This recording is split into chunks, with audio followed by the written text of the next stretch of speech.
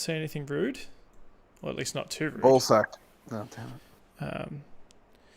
And welcome back to Waterdeep. You know, we've left. We're leaving Melbourne. We're leaving the lockdown. We're going 5Ks away from our house, and we're entering into the fantasy world of Waterdeep on the Sword Coast of the Forgotten Realms. When last we left our heroes, Paul, do you remember what the fancy lads are up to? What fancy lads up to? We were we had a very chilled session. I remember we talked our way out of a bit of a bind, a bit of a pickle. I've got in my notes here that we need to come back and kill Lady Garfield. Because you made a deal with her, didn't you? I didn't. No, I did. Who did? Yep. Yes, that's right. Heimdall did, and we put I think I put that in the. We wrote out the contract for that Specifically as the well. contract, yeah. Specifically, what that contract was. So basically, we got to give her all of the gold when we find the cave, whatever we're looking for, the place that is hidden, and we get all of the treasures that are not gold. That's right. But we also Pretty get good. I think it's a down payment of like 25k or something. Or we got some extra monies on the side as well. But yes, and she is going to, in return, she's going to provide us with the location of the Stone of Galore when it is in her possession, or when she knows. When she knows about it, yes. So Yeah. she entered into a deal with the Black Network, the Stone of Galore. We also got her stable boy Ike because she didn't like him anymore because he let us through. So we acquired a stable boy. And I got an almanac of Waterdeep because we're in the year, we're in the future. So we got an almanac that if we ever go to the past, we'll be able to make some bets, which is pretty cool. I also have here that we have advantage on all persuasion checks in our district in Waterdeep. Yes, because your pub is up and running, and you've invested some money into the pub to get it up and working, and it is producing. Locals now know you as those guys that run the was it Hans and Hops and Hahn? Hops and Hahn. And so anyone you speak to in kind of the north ward of the city who knows you, they'll be easier to persuade and so on because they're local guys, they're local community, they support the local football team, that kind of thing. So yeah, good. And what we got to get James up to speed is that a couple of days have passed. In fact, a 10-day has passed where I said you could get an opportunity to have a bit of downtime. If you wanted to let me know what your characters are doing during those 10 days as you're sort of waiting around the place, obviously working the bar and so on, before the message from Lady Garfield arrives.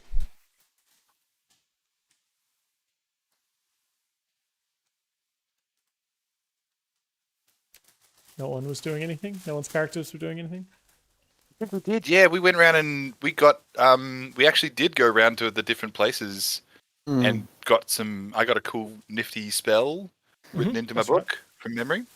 That's right. That's where I got the almanac when we went. Yeah, when we went. Just having a kind of Ferris Bueller's Day Off type montage. But we'll also give Harbinger a chance to what is Harbinger's sort of wants, needs, and goals during these 10 days that you guys are waiting around. So I commune with the old gods and the new, just to sort of reconnect with the earth, take a breather, and sort of just relax a bit to try and recenter my my chi, not my chi, wrong law, but my spirits. So I'm preparing a whole bunch of plant-based spells for this day, and this campaign moving forward. So that's my focus for those 10 days. Cool. I also noticed you are a Circle of the Moon Druid.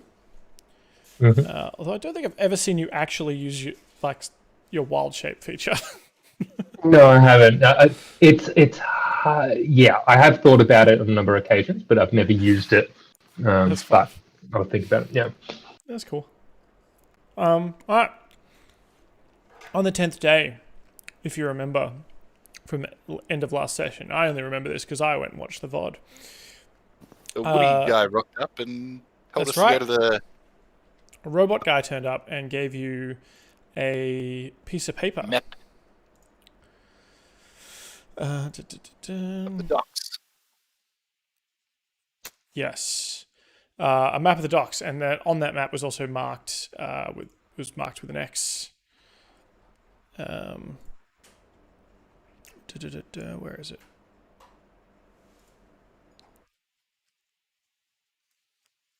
Oh yeah, I was supposed to in that 10 days go to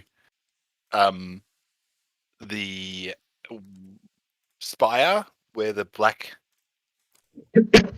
staff resides and figure out the dwarfish word for unfold. Mm-hmm. So we can use that boat that I got. All right. Yeah, cool. Give me an Arcana check. Okay, so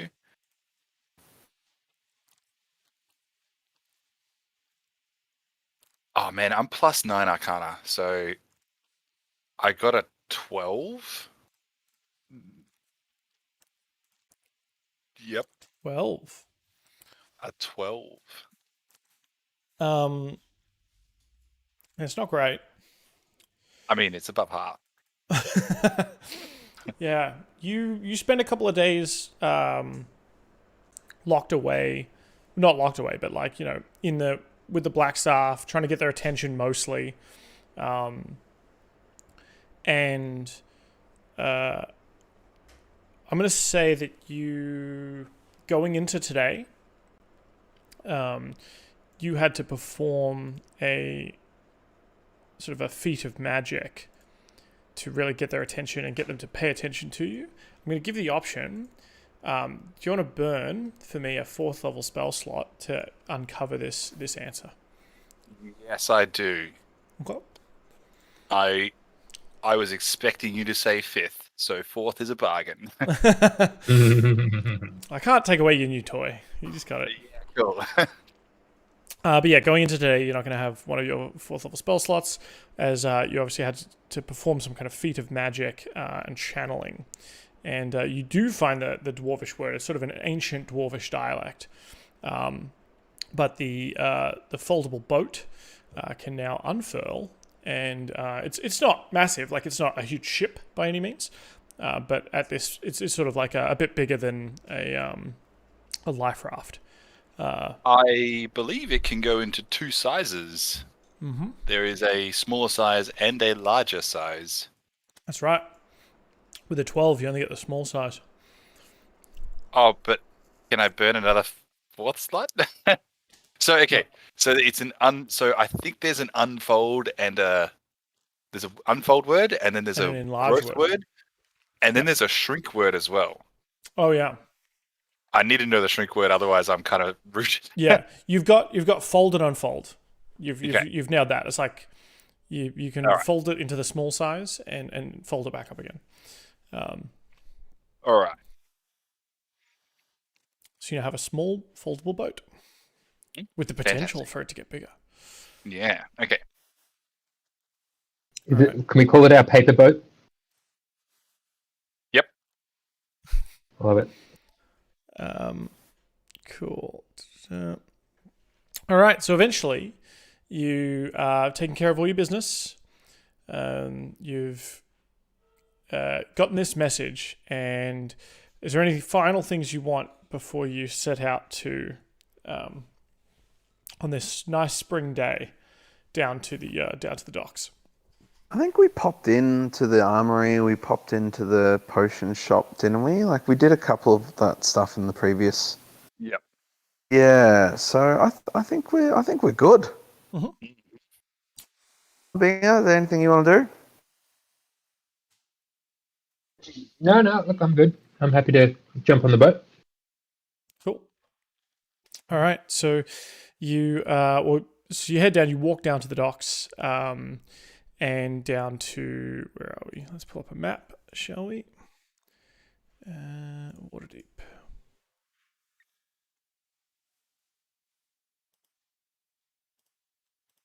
So you're obviously right up the top end of town. Are you going to sort of just walk down, take your time, or do you think you'll hire a carriage? I reckon we're getting the carriage. Yeah. It's called Waterdeep's equivalent of Uber. And make your way down the high road. That's probably just going to cost you, I think, call it 20 silver. As it's a long travel down through Waterdeep, going past the marketplace, going past the God Catcher. You pass by Lamp Street, obviously very famous for the Great Drunkard statue, which is a statue that sort of fell on its butt. At some point, they built a tavern inside its lap. And you keep making your way down. Out of curiosity, do we pass by like Yagra or the like the half-orc chick where we met her at the drunken staggered? At the Yawning Portal. Staggered. You don't see him on the streets. I mean, you're in a carriage, so no one really sees you either. And you're just sort of heading down the high road. You do pass the sort of trades ward district, where there is the Yawning Portal. Obviously, the tavern where we started. You sort of started the adventure. You certainly don't see you see some guards and city watch about. You don't specifically see Captain Staggart. All right. Did you want to stop in at the Yawning Portal? Yeah, can we just chuck in? So we need to, at some stage when we find the cave or the place that all these things are being held, we will need a way of transporting all of the goods back to Lady Garfield. Real good point. Yeah. So if we can get some comes, hopefully some people, and I know Yagra is like in our debt because we helped her out and she was pretty cool with us. Yeah. So you sort of asked the driver to stop in at the Yawning Portal. Yep. Just stick our head in, see if Yagra's there. All right. Actually, he's not here. Let me just check my notes of what Yagra's up to at this hour. Okay.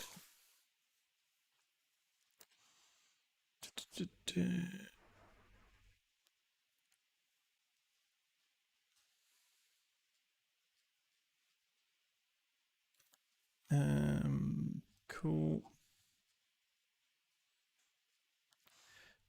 All right. Yes, you get to the Yawning Portal and you ask around if anyone's sort of seen Yagra. Most people sort of no idea. Haven't seen her in a while, etc., etc. One of the patrons, though, sort of overhears you talking about and says, "Oh, yeah. I've seen her. She's sort of out the back in one of the booths." Actually, he says, "Who's asking?" First and foremost, who are you? We're old friends. We're the fancy lads. And I mean, you're not City Watch. You have to tell me if you are. No, we're not City Watch. And he gives you a bit of looks you up and down, and is like, okay, yeah. And he sort of takes you to one of the sort of back booths behind a curtain, and in there is Yagra. All right. And she sort of looks a little bit surprised to see you guys. She's like, "Oh, Heimdall." And this tall drink of water is Sprig. I think she met Sprig, right? Yes. Yeah. Han shouldn't be there. Hide Han. She says, Davil's not here. He got locked up. What do you guys want? So we were just driving by. We are actually hot on the heels of the place that everyone's looking for, that the Stone of Galore can get us to. Her eyes kind of go wide at that. She's like, you found the stone? No. But we're getting there. So at some stage, we may need some assistance to transport all the gloriousness of the stuff of the containments of whatever we're finding. The thing is, all the gold is going to go to Lady Garfield, because she's basically going to help us get to the cave. Therefore, we need to give her the gold. All the other goods in there belong to the fancy lads. Can we somehow procure your assistance to transport these goods? She said, "You're telling me that you're going to find the gold and you want us to help you move it out of wherever it is." If we I jump in and say, he's had a couple of bevs already. I wouldn't mind another one while we're here. It's 9 a.m. We're on vacation. Did you know we own a pub? All right, She says, "Yeah, and I never got an invite, by the way." It's an open invitation. It's a pub. I mean, like, what do you want? What do you want? No, but we are sorry, and God, he's a character, isn't he, old Heimdall? Jeez, have you met Sprig? Look at how muscular he is. He's strapping, isn't he? Bartender, beer. Another. Realizing Harbinja, sort of straightens up and sort of flexes subtly, tries to be subtle about it, but is not subtle, and sort of raises an eyebrow, trying to. Yeah, well, she's obviously quite big herself. If you remember, this is kind of that's what Yagra looks like. Bit of a punk. Yeah, got the fade going on the side, the dyed hair. And she's I think doing it for me there, actually. When you first saw her, she was beating the shit out of someone from the Xanathar guild, some sort of gang member. So she eyes you up and down, Sprig, and kind of gives you like a professional kind of nod, and says to you, Barnaby, yeah, this city's a tough place. You found some muscle, I see. Yes. Not that we needed it, of course. More so for the companionship. Speaking of companionship, I would love to know more about Stone of Galore. That's an awful segue, and it didn't make much sense. But perhaps you would care to tell us what you know. And I don't have anything on me. I can't remember. Yep. So she's in the Black Network, right? Are you asking me or are you asking her? I'm asking you. I'm asking Dan. Well, maybe ask your players, because I don't know what I've told you and what I haven't. Okay. He was at some stage we went to like a theater, and she was the muscle for a dude who was like, rather than help person A, who you are currently helping, help me, and I'll like triple your reward. Do you remember that? Do. and then I think we said no, and they might have attacked us. Maybe. Okay. So, but she was on our side even when she was with him.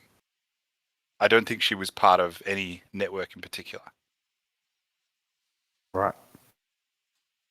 So Does she have any how do, tattoos? yeah, is there anything about her that would indicate her alliance? Yep. Give me a perception check. Happily. Oh, we moved. Oh, we're sitting down. Good. Good to sit. Where's my perception? Okay, that's not spectacular. That's pretty spectacular, though. That's fairly spectacular, yeah. Yeah, so she's wearing like long sleeves, but you can kind of just make out, and she's got this sort of like a leather vest thing going on. You can kind of just make out the point of some sort of tattoo, just poking up under her collar, up onto her neck. And as she's talking and you're talking to her, you see that it sort of comes down and there's sort of like a wing look to it. Dragon. Huh? That was the Black Network, wasn't it? Because that was, yeah, it was. That was the one where we put the tattoos and we walked into the pub, and it was like, shadows are always coming or something. Was the response? Are you having this conversation out in the open? No. Cool. Yeah, awesome. Black Network. So I say to her, we're with Lady Garfield, and we've since changed our allegiance to the only network that's worth its salt around here, the Black Network. So we're on the same team. How about you help us out a little bit? Give me a deception check, Barnaby. Deception. All right, deception. There you are. All right, let's see. Are you going to be as good as my perception? Not bad. Better Yeah. potentially. Yes.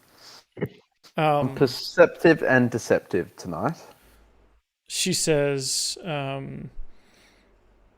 might know someone who would be very interested in that. And from what I heard, Lady Garfield severed her connections to the network by her own hand. She now. So if you've chosen a side in that particular engagement, I think you've chosen the right one. Yeah. Yes. No, of course. Yeah. That's interesting. She she must be lying to us then. She mentioned she entered a deal with yourselves. But we're more than happy to fuck her off. It's not an issue at all. Isn't that the bitch we plan on killing? Yes, it is. Yeah, let's hold on to that for now. But we've had some beef. We're not best friends with her. Yeah. Word She's a means to an end. Word is she was going to help deliver the Stone of Galore to us. She was even provided agents to that effect, and she betrayed them and attempted to keep it for herself. Now, our boss is not happy about that. He's not really the forgiving type. He's not really the trusting type in the first place. So for him to trust someone and then they betray him, it makes him very upset, as I'm sure you can imagine. Absolutely.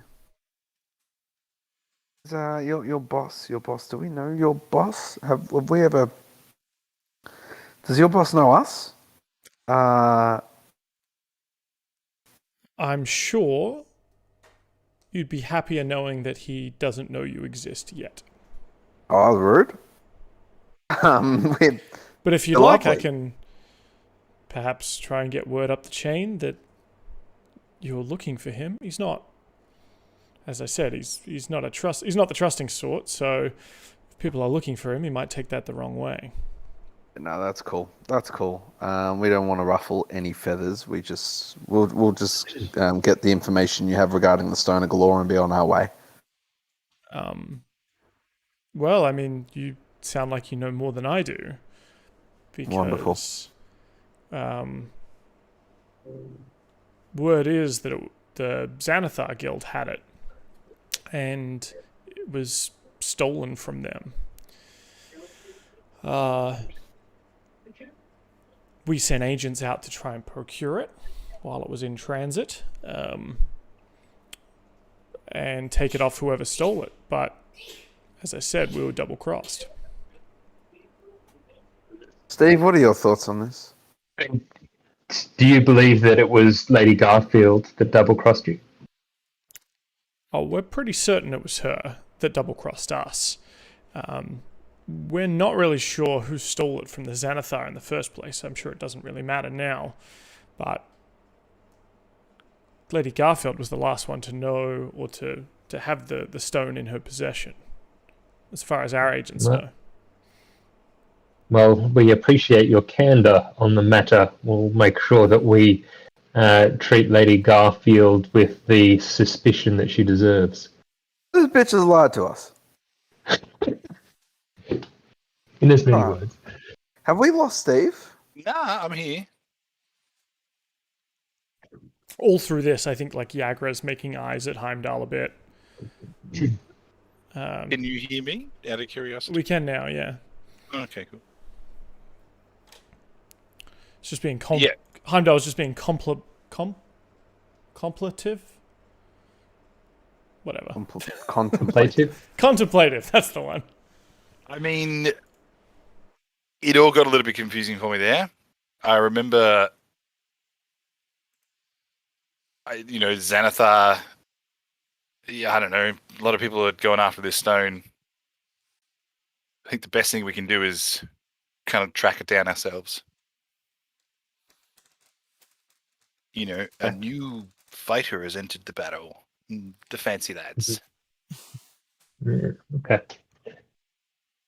All right. So she's given us some interesting information. What we were trying to get her to help us transport the loot, correct? Should we come across some? Yep. Is there any service you can provide to aid us? Should we have a sizable cargo coming through? Yeah, I mean, if you can get a message to me, I can make... I can get some muscle available to help you transport things, probably, I assume. Subtly. Discreetly. Obviously, there'll be a cost. Yeah, that's cool. We'll figure it out. We'll let you know if we need your assistance, and hopefully, let's be honest, we will. But beers. Yeah, that sounds good. The cost. Do we have anything? Oh, sorry. Well, I was going to say. So, I mean, we're talking 500,000 dragons. That's a lot of metal to move. Do you have beasts that could, or carts that could carry such a load? Oh, of course. I mean, anything can be moved. But just know that the cost is not going to be small. Okay. Well, and you want it done discreetly. I mean, that you don't want people talking. That costs extra. You gotta want to make sure we don't double cross you. Of course, that's going to cost extra. So I turn to the guys and sort of just, sort of take them quickly aside, and I ask them, do you want to offer a percentage of the gold that we promised Lady Garfield as payment? Because Lady Garfield won't know if there's anything missing from it. So if we promise to pay her debt, so as a percentage of the gold that's found, for transport. I think they were getting. They would get the deal that we made was we were going to get 50,000 gold, and they would get the Garfield estate was going to get 500,000. Correct. Yeah. The rest of the gold, and we get all the other items that are in there. And my reasoning here is that because we're time travelers right now. By the way, Dan, we're doing a little bit of a huddle. Okay. Yeah. James said so.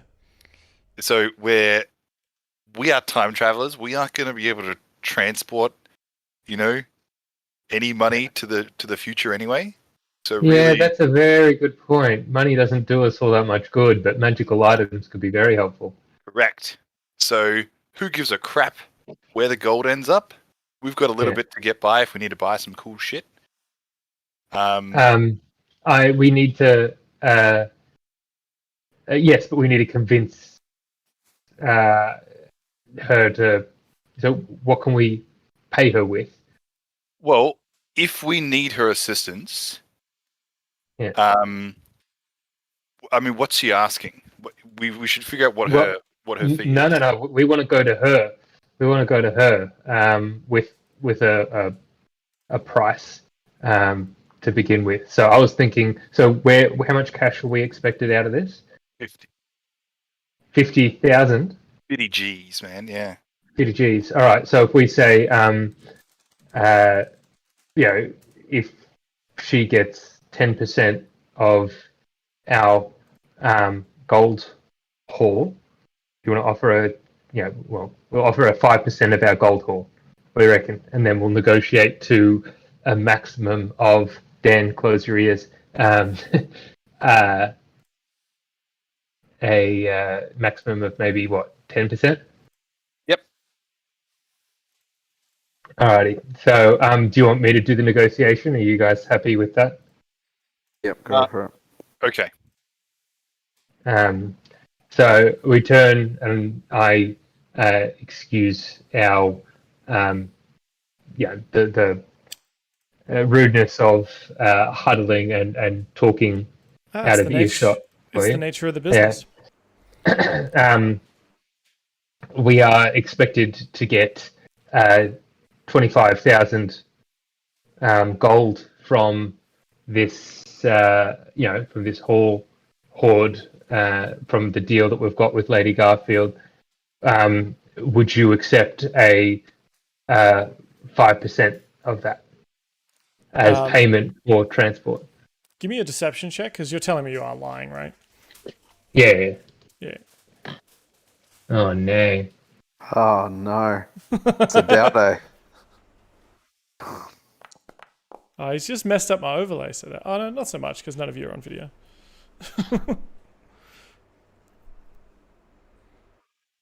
I'm just here to listen, boys. You can tune in live on twitch.tv/SheriffDan. Or on youtube.com/nonfictiongaming. You know I don't like that social media stuff, Dan. You asked for this through social media.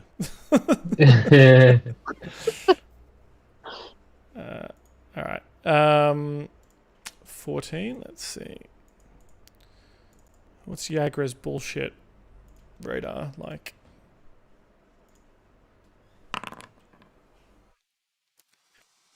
So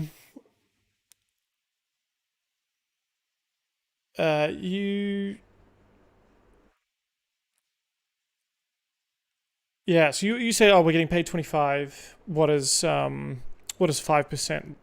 How does 5% sound? and she says, 25. Like, yeah. What is 5% of that? Can I do the maths? Can Dan do the maths? 2,500. Oh, that's 10% actually. So that's a grand. 1,000. Just a bit over a grand. Yep. She looks up at you, Sprig, and says, honey, I don't get out of bed for less than 2. For less than 2? I was like, that's a deal we can we can handle too. So you've got yourself a deal for that. 2,000 gold. We'll be there. You send the word. Give us an estimate of how much moving you're going to have to do, and we'll be there. She spits in her hand and like hand out, ready to shake. I spit right back, give a small and then shake her hand firmly and make eye contact. Yes. With a smile. Yeah. She's got that firm grip too. Yeah. There's a little bit of like not hey she wants to crush your hand, but it's pretty solid shake.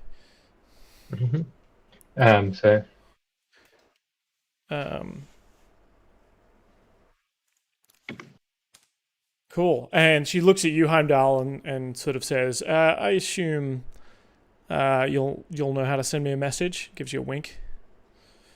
Yeah, man. We do. I've got this little birdie that I can whisper her name into, and it'll fly over and send a message. Oh, very cool. All right, that's cool. It's a one-trick thing that I got from ages ago. Sorry, what was her name again? Yagra. Yeah, cool. Sorry, I'm running notes. Yagra Stonefist. That's a good name.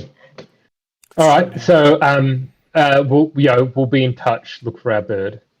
All right, we'll do. And not this bird. flicks the bird. All right. Laughs at own joke, walks away. So shall we, gentlemen, make our way?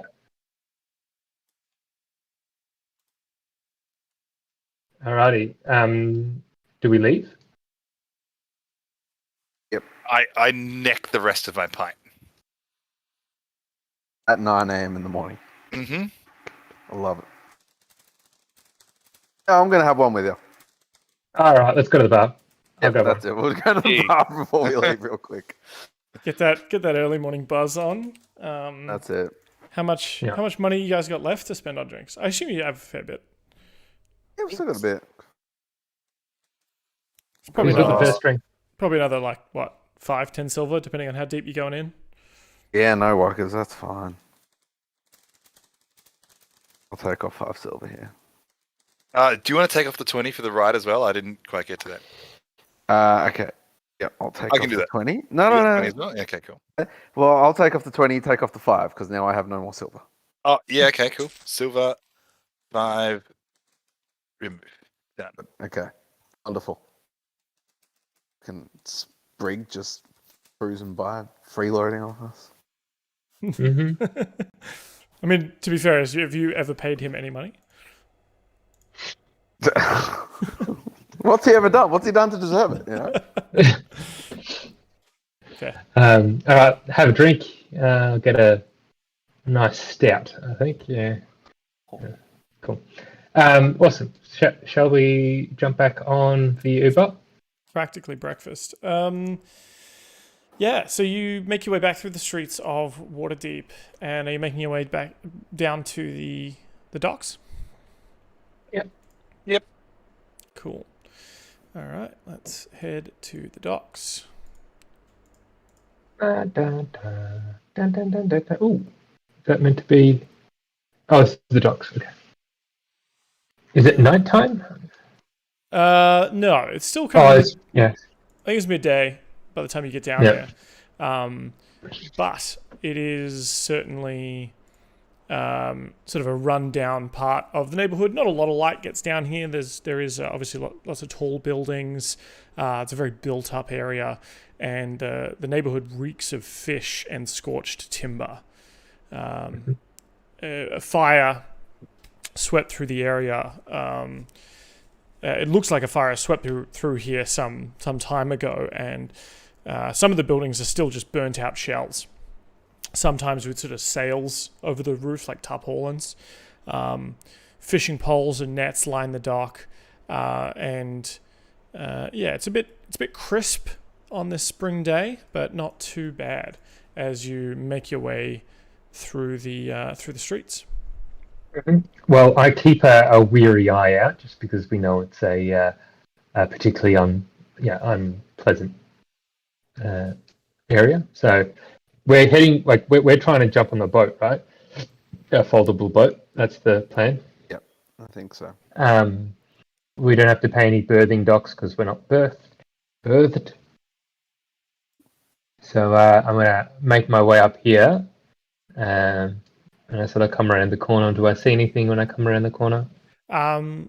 Mostly as you get deeper and deeper into these docks, you see that there's a riotous assemblage of ramshackle homes made of wood from old ships. Some ships have just sort of been tied to the docks themselves, and then, lots of planks and whatnot. It looks like they've been turned into houses, some of these ships. And even some of the ships have even been pulled onto the land and turned into what looks like houses or buildings. A lot of people in this area look very sort of impoverished. And you see a lot of sort of children running around, shoeless children running around, sort of roaming the streets. So we head towards, or should we head towards the place where we had the X on the map? Yes. Oh, I can't see anything, so wouldn't know what direction it is in. We're given a map with an X. Oh wait, sorry. No, I'm here. Yep, cool. Yeah. Can you all see the map? Yes. I can now. Yep. So to give you a bit of yeah. So you start making your way down. You're following your. Give me I forget. Is it survival? No. How about give me an investigation check, seeing as you're the one, as you said, with the map. Okay. So I gotta remember how to do investigation. So what happens if it's we've been 3 weeks, 4 weeks? Probably a whole month since we played D&D. You know what? I'm just going to tell you what it was. So, investigation. How'd you roll it in D&D Beyond? Yep, I got a 18. Cool. There you go. Yes, that showed up here too.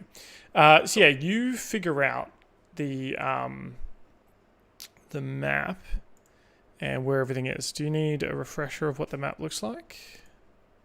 I remember it was out on the dock, like right. We had to go had to go out on one of the. Here we go. Yeah. So can we head there? Absolutely. So you want to head down, as this map is kind of rotated, and you start heading through the sort of between some of the alleyways and so on of this place. Past what seems to be sort of a tavern or eatery, a number of other stores, and eventually you need to chuck a left to go down to get out onto the dock itself. As you do, you see a large ship berthed on the docks here. It sort of just essentially makes up a wall up here. And is there any chance you could reveal it, or is it just something we'll... I'm assuming Barnaby's with us. Is that... Yeah, oh, unless there's something... I was trying to figure out push to talk, and I just decided to give up on it. That's cool. I'll reveal that if and when it becomes relevant. Cool. So... In fact, you can kind of see up onto the deck from that angle, not greatly, but the it's sort of you see it's sort of a beached pirate ship that has turned into almost like a tenement, sort of like a block of flats.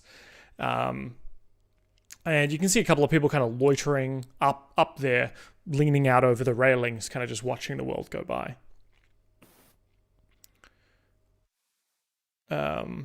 And you keep making your way through. Oh. Yep. Until eventually you kind of have to squeeze through a sort of narrow area, and the place you're looking for, according to the map, is just ahead. All right. Are we expecting resistance, lads? No, don't think so. So as you start walking down, you notice that there are a number of people outside this house, ahead of you, and they're banging on the door. Can we hear what they're saying? Yeah. So how close do you get? I definitely slow down my walking when I see them. Mm-hmm. So I go to a casual jaunt. Yeah. Give me a perception check.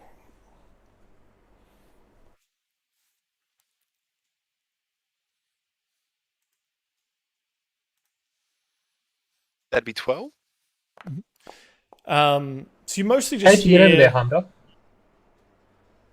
What's that? How did Heimdall get over there? He walked. Yeah, my little legs took me. Maybe move up a little bit. Move up a little bit to Barnaby's level. So more right, and then up a bit, and now across. No. Oh, that was water. Oh, Wow, I'm in the jumped water. in the water. There we go. Stop there. There we go. Yeah, you can't go through. Very walls. sneaky. Okay. Okay, so can I in Atomic Kill? So in what we're looking at right here, on the left-hand side, see how you've got a little portrait of a person in the top left corner, token control. It's got a red square around it, and it's a portrait.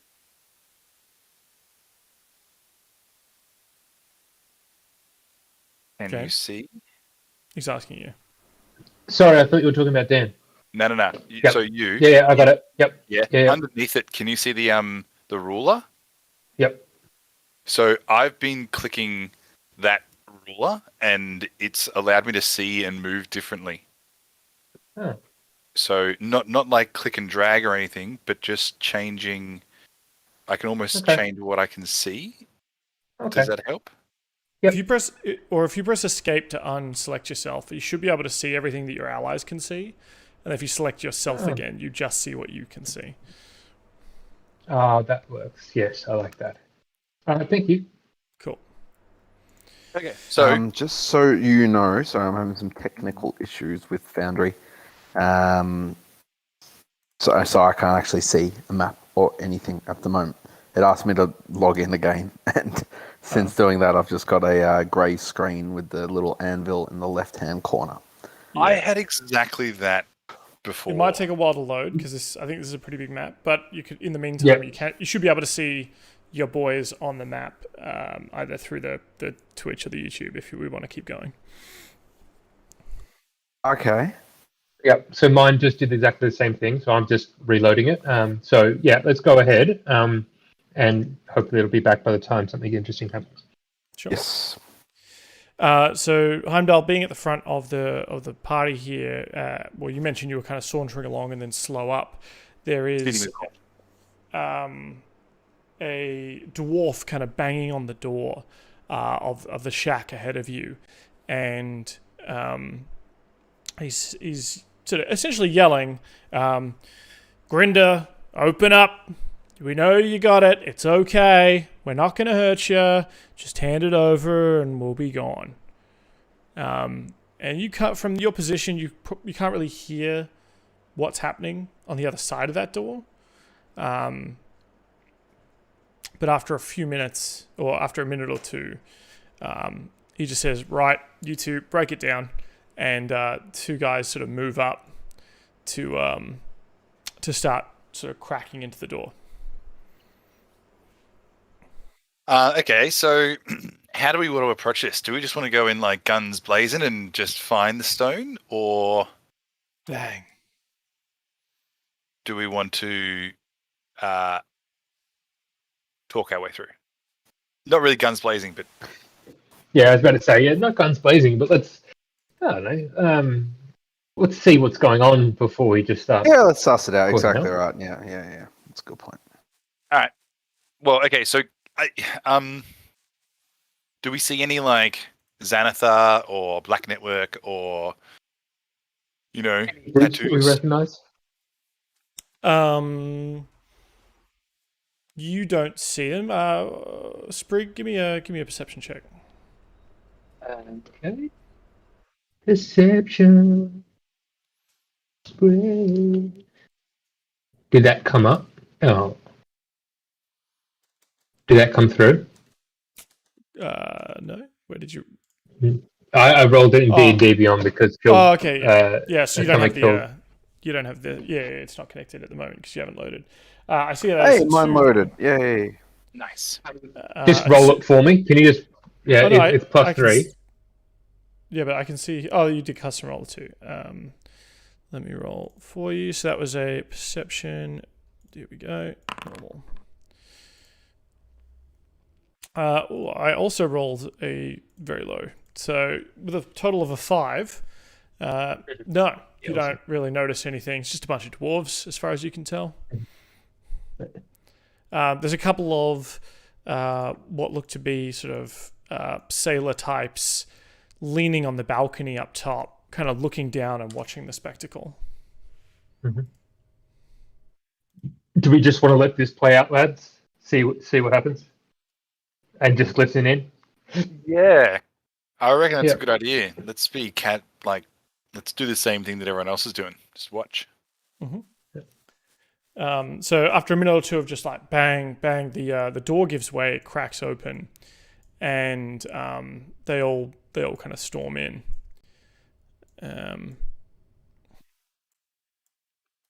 Well, can we get a closer look? There are two that are still standing at the front, and they sort of see you start sauntering over, like as if to follow them in, but then two sort of stop out the front and start standing guard. And you do like a do. I was meaning to walk this way. Yeah. Absolutely. So I see this person here. What do they look like? Just like a lady in a hood, just hanging out on a stoop, smoking a cigarette. Yeah. I ask her very politely and indicate towards the commotion. Just go, what's going on here then? She says, I don't know. I didn't see nothing. Bad for business. Bad for business. So what do you sell? I'm just making small talk. Yeah. She says, I sell I just sell bags of fuck off. And you're welcome to buy some. They're on sale. And then like from up top, the guy's leaning over the railing, you just hear like a yeah, you freak, you weirdo, you antler-eared mook. Love the taste of fuck off. 3 bags, please. She's like, yeah, all right. And just like flips you the bird, throws her cigarette down at your feet, and just like walks into the back door and like back inside. Okay. All right. Okay. So that didn't work. All right. So I'm gonna try. Oh, don't want to fall in the water. So you walk around past these guys. They eye you suspiciously as you walk I past. give them a polite nod and a wave, a little salute as I walk past. as you do, up to this Cro-Magnon. What is it? Yeah, so there's a gentleman here who is sort of he's come out of the building beyond. He kind of looks at you warily as you approach, and says, "What are you doing? You here with them?" Them? Not at all. Who are them? Don't know. Looks like trouble. You look like trouble. Trouble? Me? Never. Couldn't possibly. I just wanted to, it looks kind of interesting. There's a lot of noise. You get this kind of noise often? Yeah, but it pays to mind your own business in this part of town. I can tell you're from somewhere a bit fancier. But it also pays to talk sometimes. And I give him a sly wink. He says, "How much are we talking?" How much you want. Depends on how valuable your information is. He says, "Well, what's the color of your coin?" I reach into my back pocket and just pull out some mixed twigs and just go, "How much will this give me?"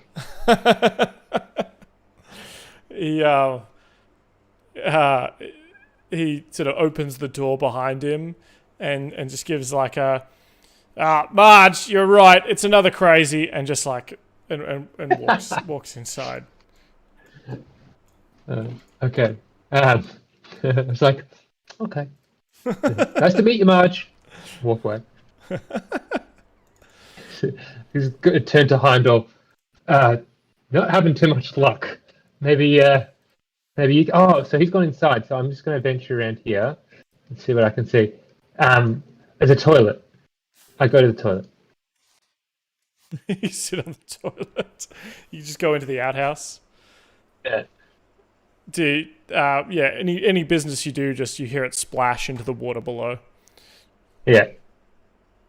Cool. It's like 10 pounds lighter, and I keep moving. As you guys are sort of starting to huddle around this building, one of the members kind of sees you, walks up, and he's like, "All right, guys, don't worry about it. Just move along. None of your business." So somebody want to do something? Yeah, can we check if there's any sort of tattoo showing again? Now that you're up close, yeah, he's like getting right up in Barnaby's face, and you see that he's got sort of under his eyes, just like on his cheeks, he has like what look like other eyes drawn on there. God. And he's like shoving you, Barnaby. He's like, "Yeah, all right, go on, no, this area of the pier's closed. No tourists. Get lost." So it's like, sorry to have disturbed you. And what I'm going to do is, I'm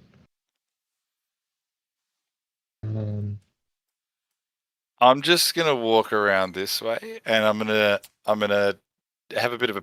Can I see what happens when I walk past? You get stopped by the dwarf. He kind of like steps in front of you to stop you from coming down this way, and he's like, "No, mate, this part of the pier's closed. You're gonna have to go back the way you came." And you get a bit of a look inside. You can't really. I don't think you can make out this. You can make out a bit of conversation, but what you do see is. Actually, give me another perception check. We'll see. See what you see past this guy. What do your gnome eyes see? Oh, natty 20.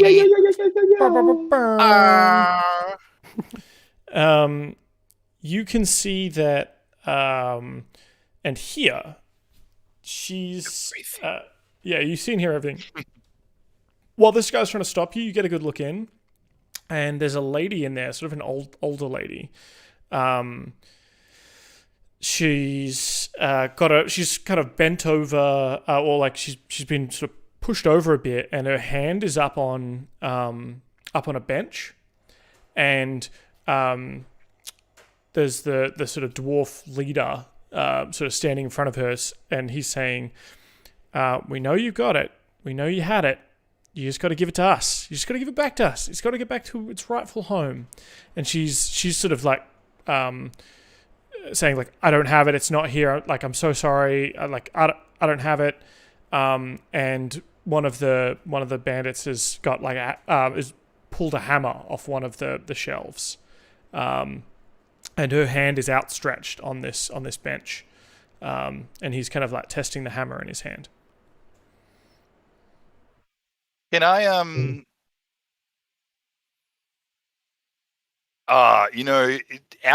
because we're not in combat.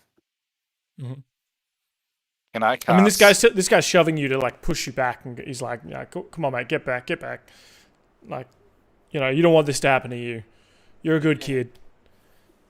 Okay. I like put my hands up. I'm like, "Whoa, sorry, man, didn't mean any trouble," and turn around and walk off. And as I'm walking off, I cast Malefic's minute meteors. Oh, okay. Yeah. So that looks like these small balls of fire start rotating around you, and he draws his weapon. Absolutely. Is that initiative? I think it's going to be, if this is sort of a hostile act. Well, I mean, I was just... Were you just doing that while walking away? Yeah. Yeah. So he's not coming after you, but he's drawn his weapon. He's definitely on edge. It's not going to be a surprise attack. No. Not if you've summoned, meteors. Granted, they're minute meteors, but still. All right. I saunter over to our friends and be like, "Guys, I think we're gonna have to go in a guns blazing." So Paul's still over here with the dwarf. I'm just gonna go ahead. Are we? Walk. Actually, you know what I'm gonna do? I'm gonna take a page out of Sadaude's book and just bitch slap this guy in front of me. All right, we're gonna roll initiative. Nice. Yeah, kill. The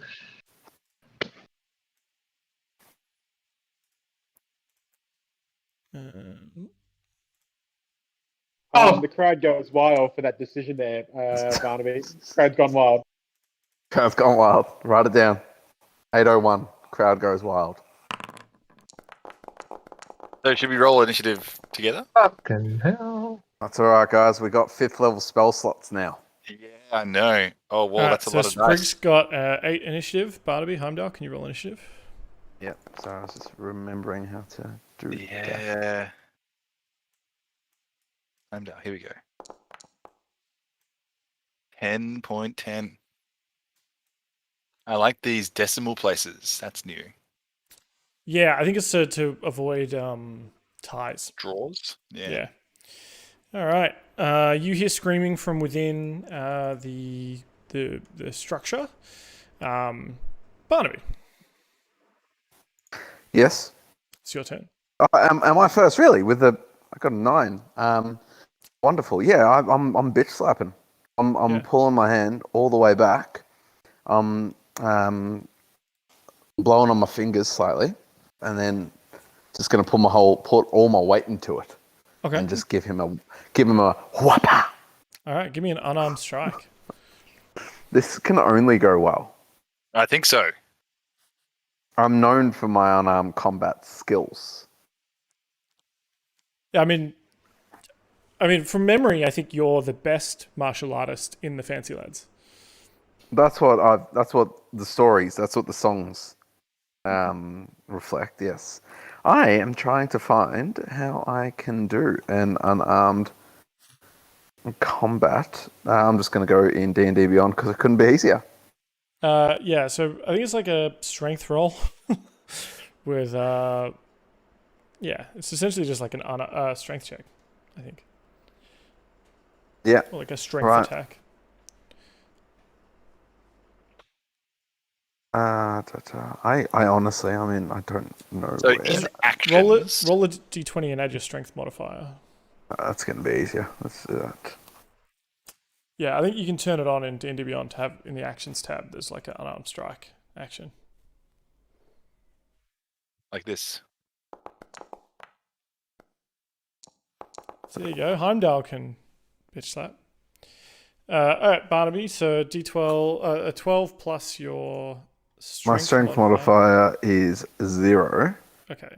But I'm fairly sure that the crowd gave me an inspiration. So, 12 is actually enough to hit this fool. So just wonderful. Crack 5 across the nose, and yeah, he takes 1 point of damage. 1. That's right. Yeah. Do I only do 1? Yep. Oh, that's not very much. That's right, because it's equal to 1 plus the strength modifier. Yeah, cool, awesome. It looks great though. So this guy's like pushing you back, going like, "Hey mate, get out of here! You're like, your clothes are too fancy. You're about to get him messed up," and you just slap him, and he goes, "Oh, you shouldn't have done that." Just draws Honestly. I'm picturing Barnaby. I'm picturing Barnaby in his finery, just taking off the glove one finger at a time, and then blowing on his fingers and just. Oh, this is the last time I listened to Sedaude. I mean, I stopped listening to Sedaude for the last, 12 months, and everything was going pretty well. To be honest, what it sounds like is you just kind of like slapped him with the back of your glove, and challenged into a duel. Yeah, that's how Keg does it, right? Compel duel. All right. Who's next? Can I, as a bonus action, just give myself some inspiration? Because I'm like, oh, that was so cool. Everyone must have really liked that. I'm feeling really confident, so I'm going to give myself a inspiration point. Yeah, I'll allow it.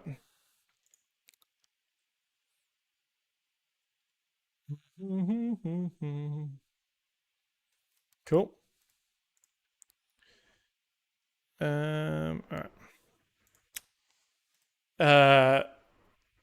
Yeah, the guy you hit is just like, what the fuck? And another one's like, the other one that saw Heimdall sort of summon the meteors, is or start casting a spell, I guess, because it's probably got a verbal component, and you got to do some wiggling of fingers. He definitely sees that you're doing this nonsense. I was walking away when I did it. Pardon? I was walking away when I did it. Yeah, but I still assume you have to speak magical words and move your hands, unless it's a silent spell. No. I think spellcasting is pretty obvious unless you have certain things. Yeah. But yeah, you one of the guys yells out, "Boss, we got company," and the dwarf sort of comes over, steps out, and he looks badass. If this works, no. But you'll just have to zoom in a lot to see his token, because I don't think that's gonna show up. No. He's just like, oh, take care of these fools, and then he yells up at the pirate ship, "You lot up there, you want to earn your keep? Take care of this riffraff." And Heimdall, it's your turn. Okay.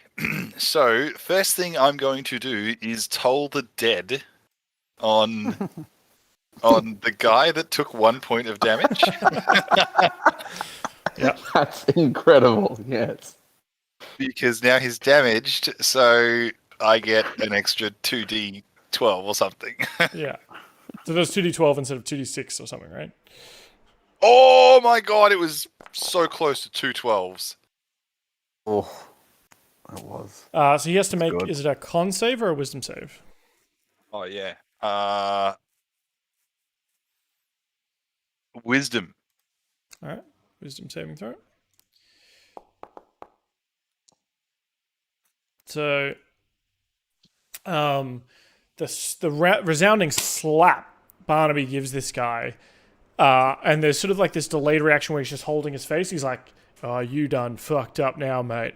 And then you just hear this bong, like the toll of a cemetery, and he just clutches his heart and collapses onto the floor. That's cool. Can I say to him, like when he says "you done fucked up"? Can I say to him, like, "Wait for it," and then yeah, yeah, good. So is he down? Yeah. Oh wow! Awesome. Yeah, cool. Set him up. Well done, down. Heimdall. Yeah. Well done. That's incredible, man. I love that. He's got 1 point of damage.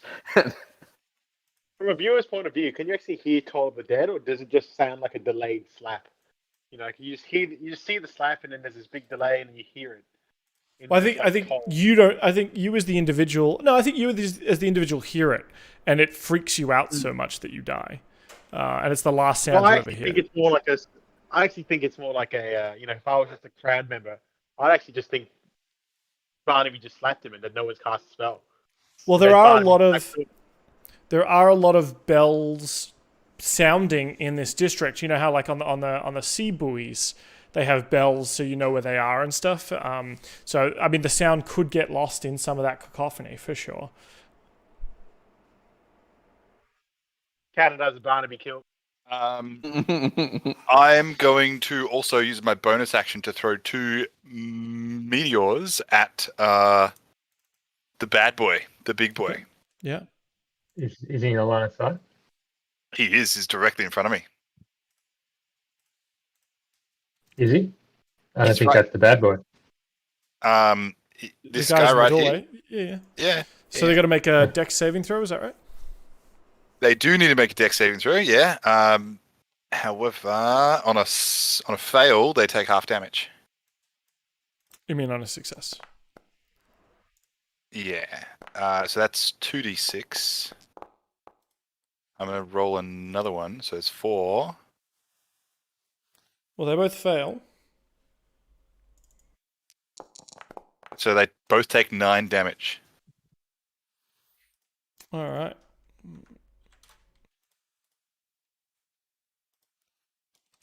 So they both kind of try and leap out of the way, but don't quite clear the explosion as just these 2 small explosions, kaboom, kaboom, go off.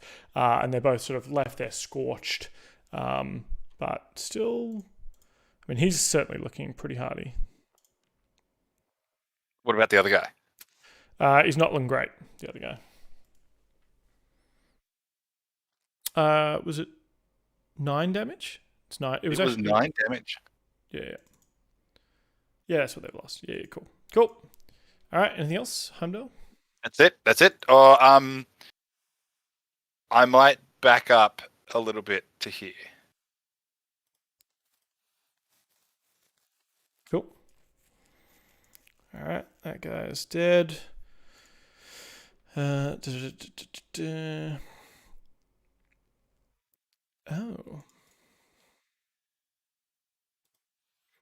Turn it. Barnaby, you start hearing a noise. A very turn it kind of noise. You're not sure what it is though. But it's Sprig's turn. Okay. So Sprig has an idea. So Sprig's going to run back to. Hey, I can't move me. Oh, that's why. Oh. Yeah. So Sprig's going to move back here. Kind of. Actually, no. He's going to move. There. And then I need to draw a 20-foot radius square. Mm-hmm. Sorry, radius circle. How do I do that? Select targets. So there's a 20-foot radius circle. So can you move that down one so it doesn't include Barnaby? Thank you. And then to the left one. Okay. So I'm going to cast Spike Growth. Okay. Yep. So this area becomes difficult terrain. sprouts twists of hardened spikes and thorns. The area becomes difficult terrain for the duration, which is 10 minutes. When a creature moves within this area, it takes 2d4 piercing damage for every 5 feet that it travels. Oh, yeah. All right. Wow. So That's actually pretty big. yeah. But it's also camouflaged so that if there's something that hasn't seen me cast it, then they can't see it, and they have to. Any creature that can't see the area at the time the spell was cast must make a Wisdom/Perception check against your spell save DC to recognize the terrain as hazardous before entering. Gotcha. Well, they can all see the area now, so they are not fooled, but anyone new who enters the area who hasn't seen it, like the people inside, will have to make that Yes, that's check. the idea. Yeah. Okay. Cool. And then, so I need to. I don't need to roll. No. No, they'll roll on their turn, I guess. Yeah. Yeah. Oh, cool.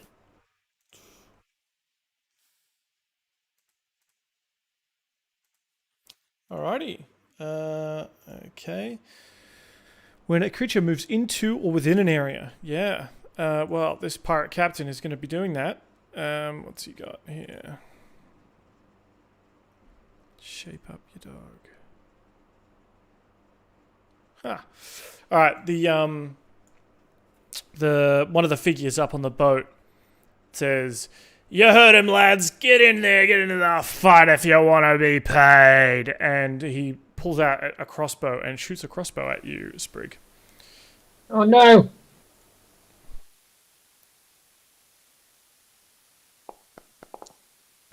Does 11 hit? No. No. He leaps over the balcony and charges at you, drawing a sword all the while. So he's going to take 2d4 for each For every 5 feet. Yep. He travels through the things. We'll say 10 feet because he's got to leap down first and then leave. So roll for me 4d4. As he kind of lands on the deck and rolls, and the deck itself has grown all these spikes that kind of pierce into him as he rolls, and he leaves a bit of a blood trail as he comes up to you, parkouring into a roll, pulls out the sword, and is going to attack you with the longsword.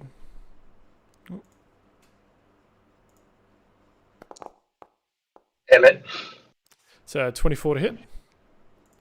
Yes. And that is 20 slashing damage. So no, that can't be right. No, that can't be right. It's rolled both dice. So that's 8 plus 5 is 13 damage. Okay. Oh, phew. Still, but sadly, it is a concentration spell. Yes. Does that?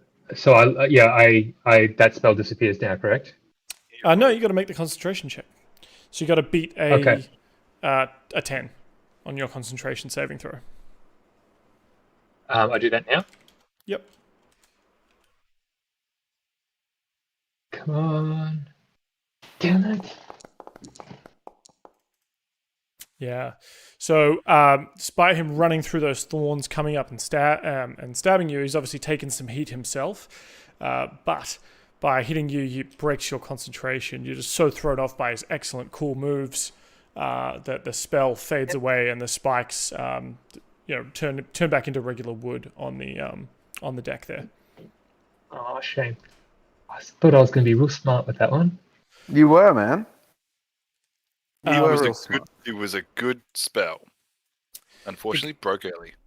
The guy that you threw a meteor at, Heimdall, he's going to run forward, drawing his scimitar, and he's going to try and hit you with it.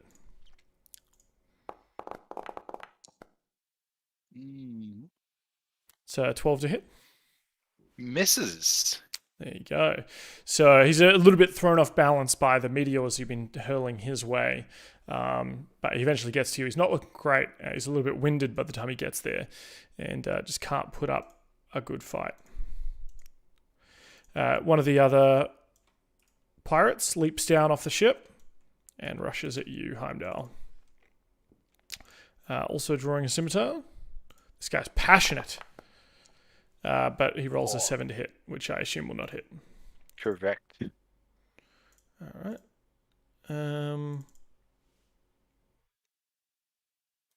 Cool. The first mate of the ship leaps down and runs at you, Sprig, with his longsword.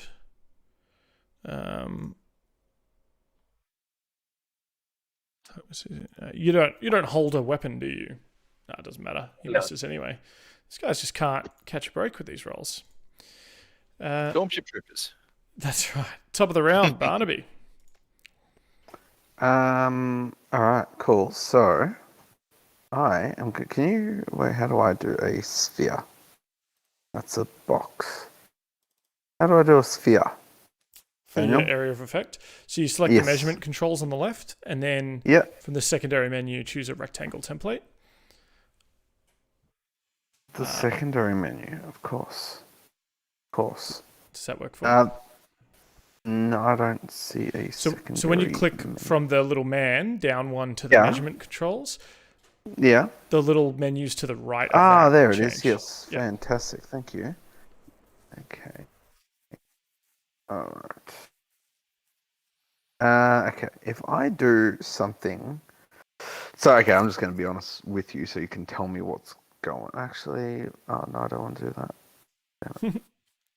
Damn it. You can get rid of that one. That's cute. Alright, I am going to cast Sleep. Nice. On these 5 that are in that effect.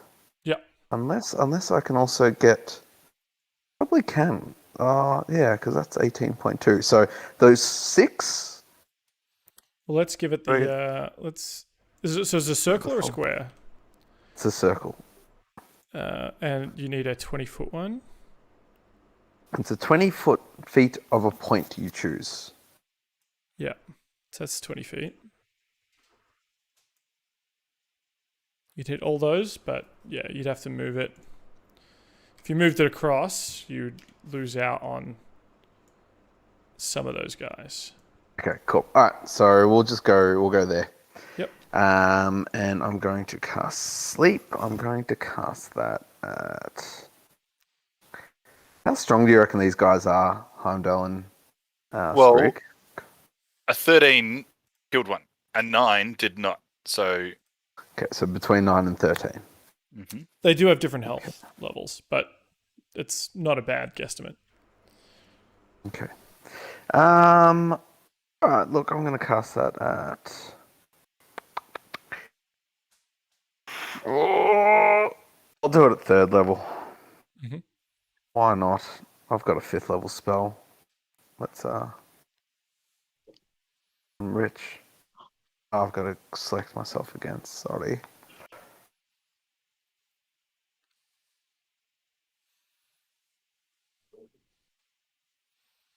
Sleep isn't in my Foundry list. That's okay. I think it is. Yeah, it is. 7. Well, it's in your first level one, but so if you go to click cast in there, you can tell it what level to cast it at. On your spellbook page in Foundry. Yeah. Okay. Where's the cast button? God, it's like when you mouse over the sleep, it turns into a dice. The little symbol next to the word sleep turns into a dice. Yep. So click that. There it is. Beautiful. And I select and I hit cast spell. Cool. So it's 5d8.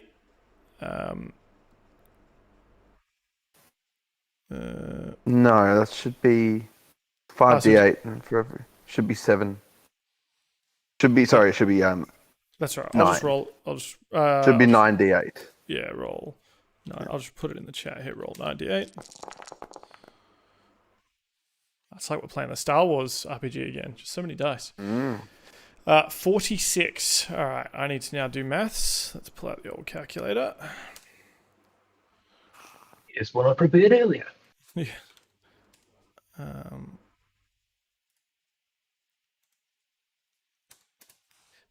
This guy in front of Heimdall falls asleep. Where's the...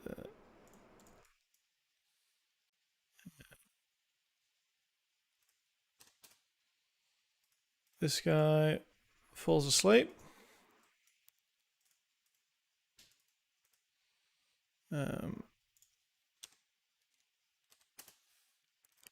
Both of these guys up here, you hear like just thump, thump, thump, and just snoring coming from up on the deck of the ship.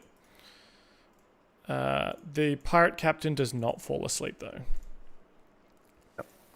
Okay.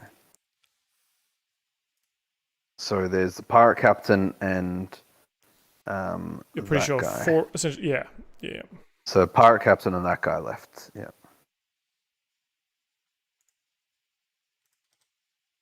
So there's the 2 attacking Sprig and the guy at the door. No, they fell asleep. Oh no, there's 2 on Sprig right now. The 2 attacking me fell asleep, but the 2 attacking Sprig didn't, because only one was in the.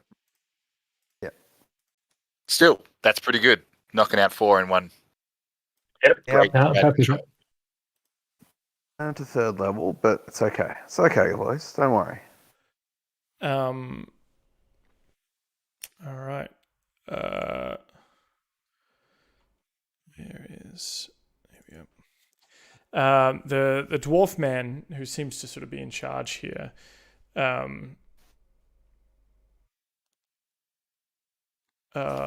Says, all right, Miro, it's time to earn your keep. And bursting out of the water next to you, Barnaby, is a giant fish creature. That looks like of course there is. Oh. He's got a harpoon? Yeah. That's pretty cool. Yeah, so he sort of like half comes up onto the deck here.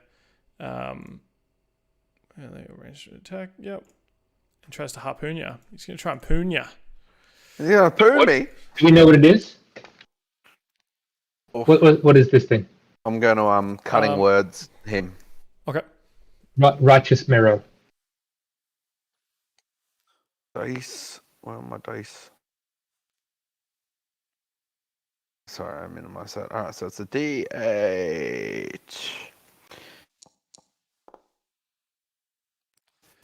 So you're taking 4 off the attack or 4 off the damage? I'm gonna go with damage because it's not gonna do shit to the attack.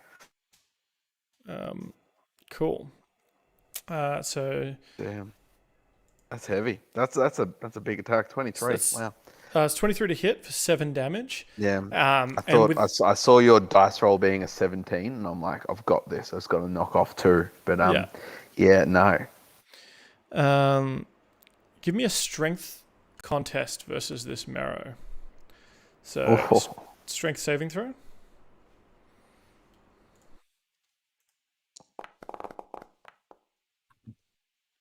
Oh wait, that's an 8.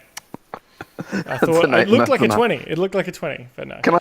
Can I use my bardic instrument? No, I can't. Can I? Because I've already used the bonus. Yeah, okay. You've already used inspiration. Like you had inspiration. You can. Yeah. So you can because your reaction is the cutting words, but I'm pretty sure the bardic inspiration is just on top of a saving throw, or essentially a D20 ability check. So yeah, you can. You need to roll more than a 1.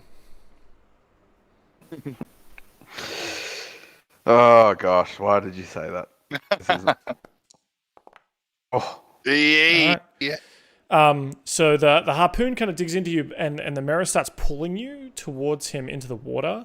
But you're able to hold him off just long enough, especially just with that pep talk you gave yourself earlier, that you can slip the harpoon off. He is going to come closer though and try to bite you.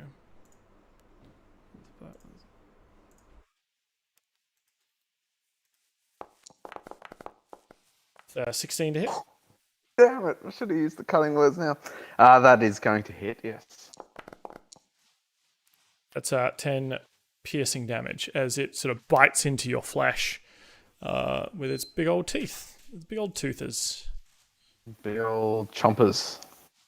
That's right. And it's just, you get a terrible fishy smell. It's awful. Close your legs, Sprig. Oh, All right. So first thing I'll do is pop off a couple more meteors, and I'm going to aim for here. Yep. So it hits the two guys over here. Sure thing. So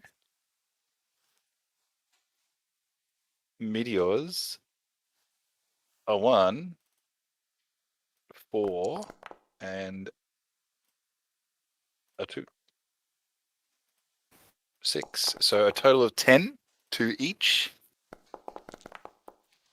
Unless they. The first mate dodges brilliantly out of the way. So we say 10 damage total. So it'd be The first mate takes 5 damage. 5, and the other one takes 10. Yeah. Okay. The pirate captain's not looking great. Thanks, baby. But still sort of in ship shape. Okay, so I'm going to use my Toll the Dead as my, because it's bonus actions for meteors. Mm-hmm. So I will now use my Toll the Dead for pirate captain. All right. He needs to make a wisdom saving throw. how wise a captain is he? Not terribly wise. So 10. Only 6 though. All right. So again, the sound of he hears the toll of the sea bells. Gives a bit of a yar as he's pained.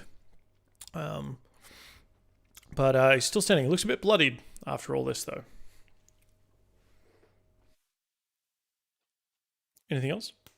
Yeah, I'm going to. I'm going to shimmy over here. All right. So you get your back up against the wall of the deck of the ship, or the hull of the ship. Yep. And look out. You look over. You can see a giant merman-esque kind of creature battling with Barnaby on the edge of the docks. Sprig. Hey, I'm torn between whether I just try and finish off the captain or go for old mate. I think I'm going to finish off the captain before he gets another chance to attack me. So that's what I'm going to do. I'm going to use primal savagery, and I sort of get a bit enraged by him interrupting my previous plans, and I start to grow sharp nails and teeth and fangs and grow corrosive in the means. So then I lash out at him with a melee attack at the good old captain. Mm-hmm.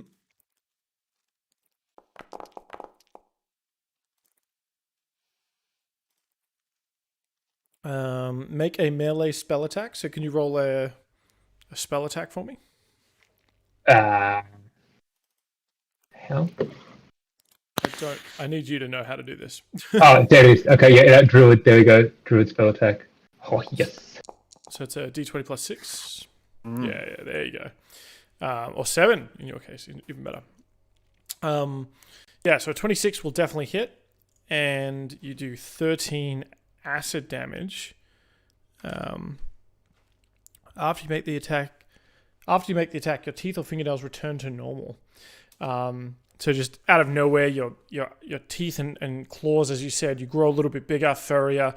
The antlers on your head kind of go a little bit taller, and you strike into him, leaving sort of acid burns up his chest, and then after that the claws retract a little bit as you face off against. He's still standing, but he's not looking great. Okay, cool. In fact, he's going to return the favor here with his longsword. Yeah, it's going to hit. 23 to hit. That's 8 slashing damage, and he has a bit of a flourish and comes in again with another one. For 12 to hit. My armor class is 12. Then that hits. For a further 7 damage. As he just starts slicing back and forth, trying to cut away at the claws that just burned him, and you're unable to kind of defend yourself. You're getting nicks and cuts all up your arms as he goes wild. These guys are still sleeping. The first mate here, him and his captain sort of ganging up on you.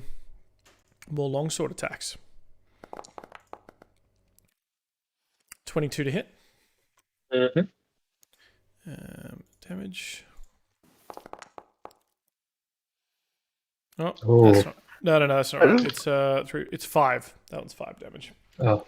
I love that Dan asked if a 22 will hit after a 12 hit, but he still asked. Hopefully, and that's lovely. But you might have something special like cutting words, or if your ally still has a reaction, they can cutting words for you. A further 8 damage as well. Cool. Ow. Barnaby. I should have got the mass heal spell. Barnaby is going to... so I do have a question for you, Daniel. If a spell says that I can take a willing creature with me, what happens if they are an unwilling creature? Can I just simply not take them? It doesn't state anything about an unwilling, so this is for Thunderstep. So I can take one willing creature, but it doesn't say anything about an unwilling creature. So I assume that probably just means I can't, or would there be some provision? Yeah, I'd say you can't. However, I mean, I'd allow it if you had something creative like a strength check to grapple them first or something, right? Like, yeah. Hmm. Am I right in saying you don't want to take it with you? Well, I figure that are you trying to take it with you? Yeah. Thinking I might take it with me because a creature that whose strength is in the water, outside of the water, would be at a bit of a disadvantage, wouldn't it? Yeah. You definitely noticed it was definitely trying to pull you into the water for sure. Yeah. Okay, cool. So I will then. Much as 10 feet of the space. So what's 10 feet here? Oh, there's no enemies around there. That's all good. Cool. Well, I'm just gonna. What could I do? What can I do? Something really fun and creative. Quickly. Liam's tiny hut. Do I know? What do I know about? No. Okay, screw it. I can't think of it. Let's just go ahead and I'll just Thunderstep. He's got beard whiskers. Grab them whiskers. Well, actually, that's clever. That's not bad, Daniel. If I jump onto him, grab his beard whiskers, is that a weakness for him? Is he going to let his guard down and submit to me bringing him with me? I will let you do a strength contest to try and grab him to teleport with him. If I fail the strength contest, I guess then I just teleport. Then you just teleport away from him and hurt him with the sound. So. Yeah. Okay. Cool. Let's do that. That's clever. Cool. So strength. Just do a strength ability check.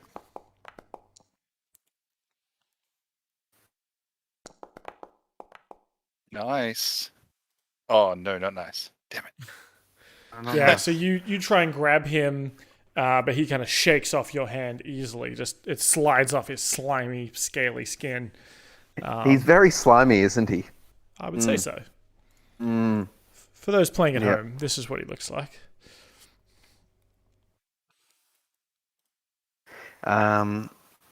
Beautiful. Well, let's go ahead and cast the old Thunderstep. All right, he's going to make a Constitution saving throw. I doesn't want to roll in here. Damage? Okay, I got to hit damage.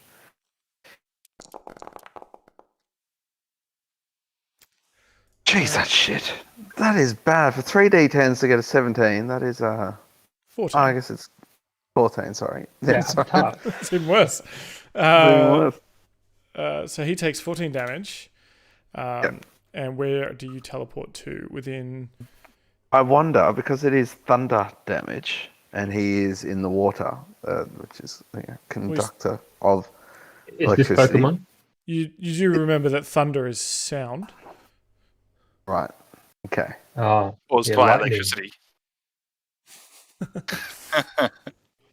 Yeah, so the electricity is within Barnaby, but the damage is coming from the sound wave that hits him. The really loud crack of thunder that can be heard up to 300 feet away. I remember remember when we were on the in the vineyard, and it turns out, was it Heimdall was like, oh yeah, my cantrip can hurt people 300 feet away. Everyone within 300 feet die. Barnaby's then going to teleport. Oh, come on. Stop that. Just that one, yeah. Barnaby is going to teleport onto the ship. Yep. So you teleport up onto the top of the ship. Yep. And say, come on, you bastards. And, egg on these three pricks. Well, the ones down here, up there with you are asleep. Wonderful. Good. So you appear, you're like, come on, you bastards. And all you get meted with is a... Sorry. Sorry, please continue. Good. The other three guys up here haven't been involved. The other three guys that you can see up here aren't seemingly involved. They're kind of like watching, looking over the rail. I can only see one other guy here. Oh, they're coming. Yeah, they are here, but they certainly didn't jump over and jump into the fight. Yep.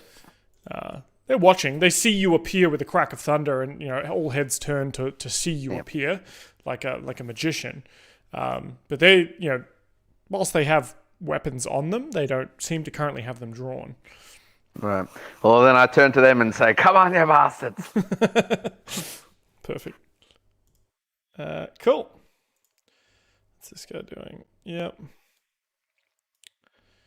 All right. The lady inside is being dragged out by her sort of two assailants here. How far can they get? And they drag her down this corridor. Or they begin to drag her down this corridor. The Marrow, having lost its target, is going to look to you, Heimdall, juicy boy, and shoot a harpoon at you. Strength save? Or like throw his harpoon, I guess. 20 to hit. That hits. It's going to land in you for 11 piercing damage. And now you must do a strength ability check versus this guy. 7.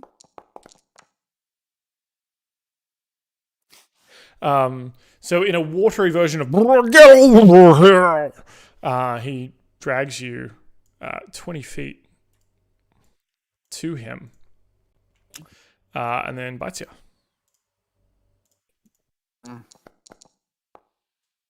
But not able to get in a good bite. He was just too excited, maybe too a bit shell shocked from the thunder step, and you're able to sort of duck out of the way from the bite as you get drawn in closer, and it is your turn.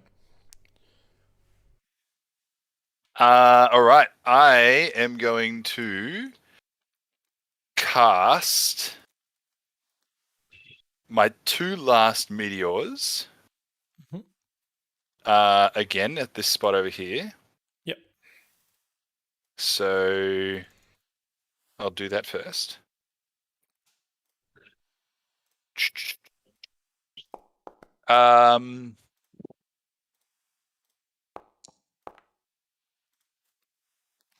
I think they both save, but they're going to take half damage. So 5 and... Oh yeah, 9. So that is a total of 14. So a total of 7 damage each. All right, they're definitely not looking great. The captain's barely holding on to life. Really? God damn it. Yeah. All right. And you see a look in his eyes that's very much not getting paid enough for this shit. Yeah. Okay, cool. Now I'm going to cause fear on fucking Naga Man over here. Uh-huh. What does that entail? What does he have to do? So I awaken the sense of mortality in one creature I can see within range. A construct or an undead is immune from this effect. I'm assuming he's neither of those things. The target must succeed on a wisdom saving throw or become frightened of you until the spell ends. The frightened target can repeat saving throws on the end of each of its turn, ending the effect on a successful throw. All right. Wisdom saving successful throw. 16. He's fucking scared shitless. So you got to beat your spell save or hit it? It's 17. It doesn't matter. Oh, it's gone up. Yeah. Sorry. It has. Look at the old sheet. Yeah. So he's scared. What do you say to incite this fear? What's the spell I feel look like sushi. That's good. Excellent. He just he's heard that word before. He starts sort of backing up. His beady little fish eyes go wide. And he sort of maybe starts swinging wildly to try to avoid you, but it's certainly not ultra targeted. We'll see what he does on his turn. What else would you like to do? I'm going to move away. All right. He's going to try and attack you. It will be at a disadvantage, though. Yes, it will.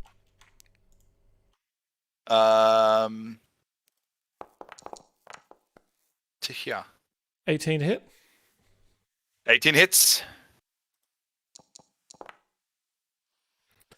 8 damage, or 12 whatever that is. damage. 12 damage? That's all right. Yeah. I think because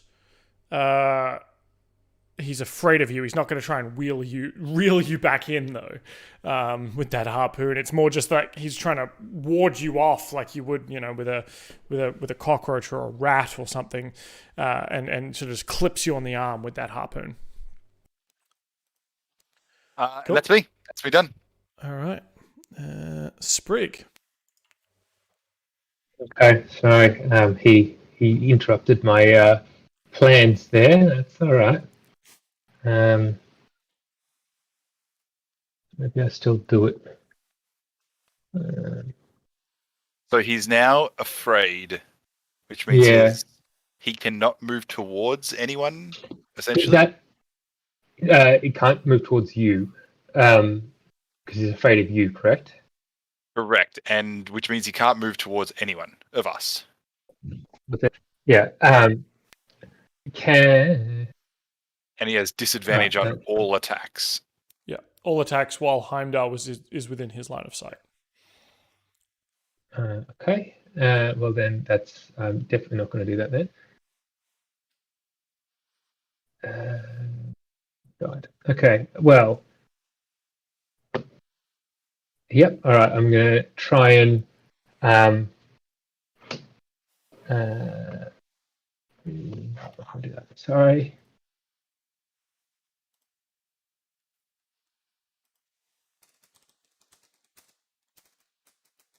D4, 60 feet, too big.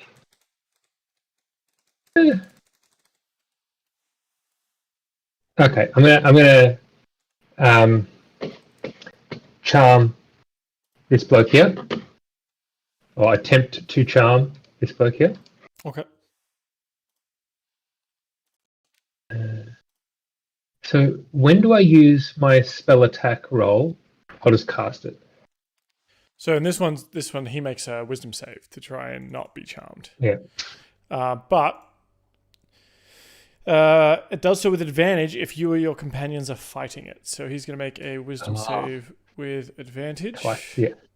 Mm-hmm. Whoops, that was normal. Never mind. Saving throw. Let's go normal. Let's do it again. 16 saving throw. Okay, so in that case, I'll use my bonus action to wild shape. Oh, he's gonna wild shape.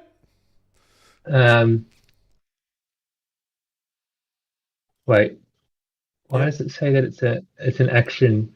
So the base feature is an action, but because you're Circle of the Moon, you get it as a bonus action. Yeah, wild shape. So there's bonus to expend one spell shot to regain. No, once per short rest. Bonus action. You can assume a beast of one. Lasts you 1 minute. Transform into a beast with a CR as high as 3. So what are you attempting to transform into? It has to be something that Harbinger's obviously seen before. Seen before, and I haven't seen anything. Well, I mean, Harbinger's seen things in his life. Yeah, I know, but I'd need to know a list of things he's seen. Maybe we just leave that for another time. Haven't you turned into like a wolf before? Yeah, just Google quickly like beast level in D&D 5e and just choose something, man, and come up with a real creative story. So the main things, I mean... Anything from the forest. Yeah, so giant scorpion, killer whale, giant snake, some sort of wolf, octopus, hyena. Let's go hyena. Hyena? Cool. All right. Yeah. CR3, you say? Yeah. Well, hyenas... Here, let's give you a giant hyena. You become an ugly giant hyena. Nice. And that doesn't give me any like special melee attacks or anything? It does. So I'm going to give you... Hold on, let me duplicate this.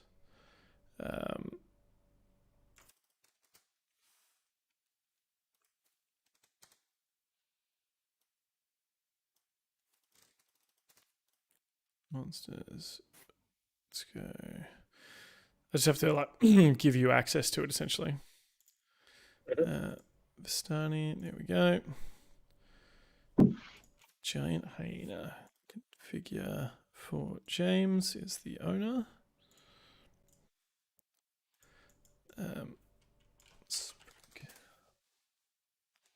Cool. Can you see? There we go. We'll give you this. Can you see that hyena? Can you click it? Can you double click it? I can double click it. Yes. Aha. Yep. So now it has... bite. Yeah, bite, rampage, ace. Cool. All right, cool. That's good. So you'll be able to use that on your next turn as...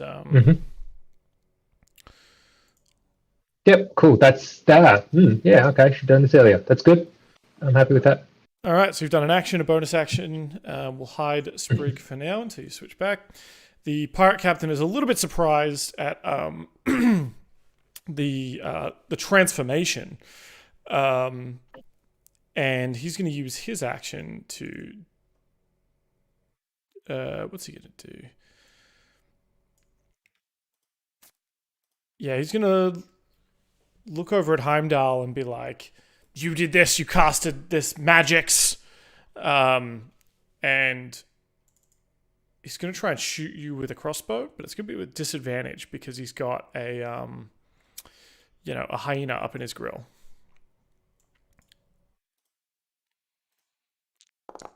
Ring it. Assume a 6 will not hit. 6 does not. And he realizes that, he can't, with the hand crossbow, can't focus on his fighting with the hyena. So he's going to drop it and try and plunge this longsword into the hyena. It's 13 to hit. So this, yes, it does hit.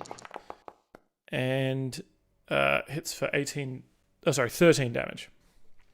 And is that on Harbinger's health or the hyena's health? You have the hyena's health now. Yeah. Cool. All right, that guy, the cranky bandit's asleep. Passionate bandit's asleep. The patronizing pirate first mate is not asleep. He's going to move around sort of behind you and try and hit you with his longsword. Stop me if you've heard it before. 10 to hit.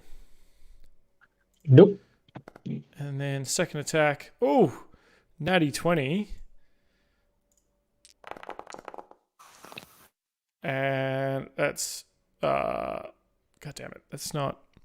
7, 3, 10 plus 2 is 14 damage. Jesus, guys. Ow. You're in trouble, aren't you, mate? Yeah. Barnaby. Are you actually in trouble? Oh, like 28 health. Left. You're fine. So that's two.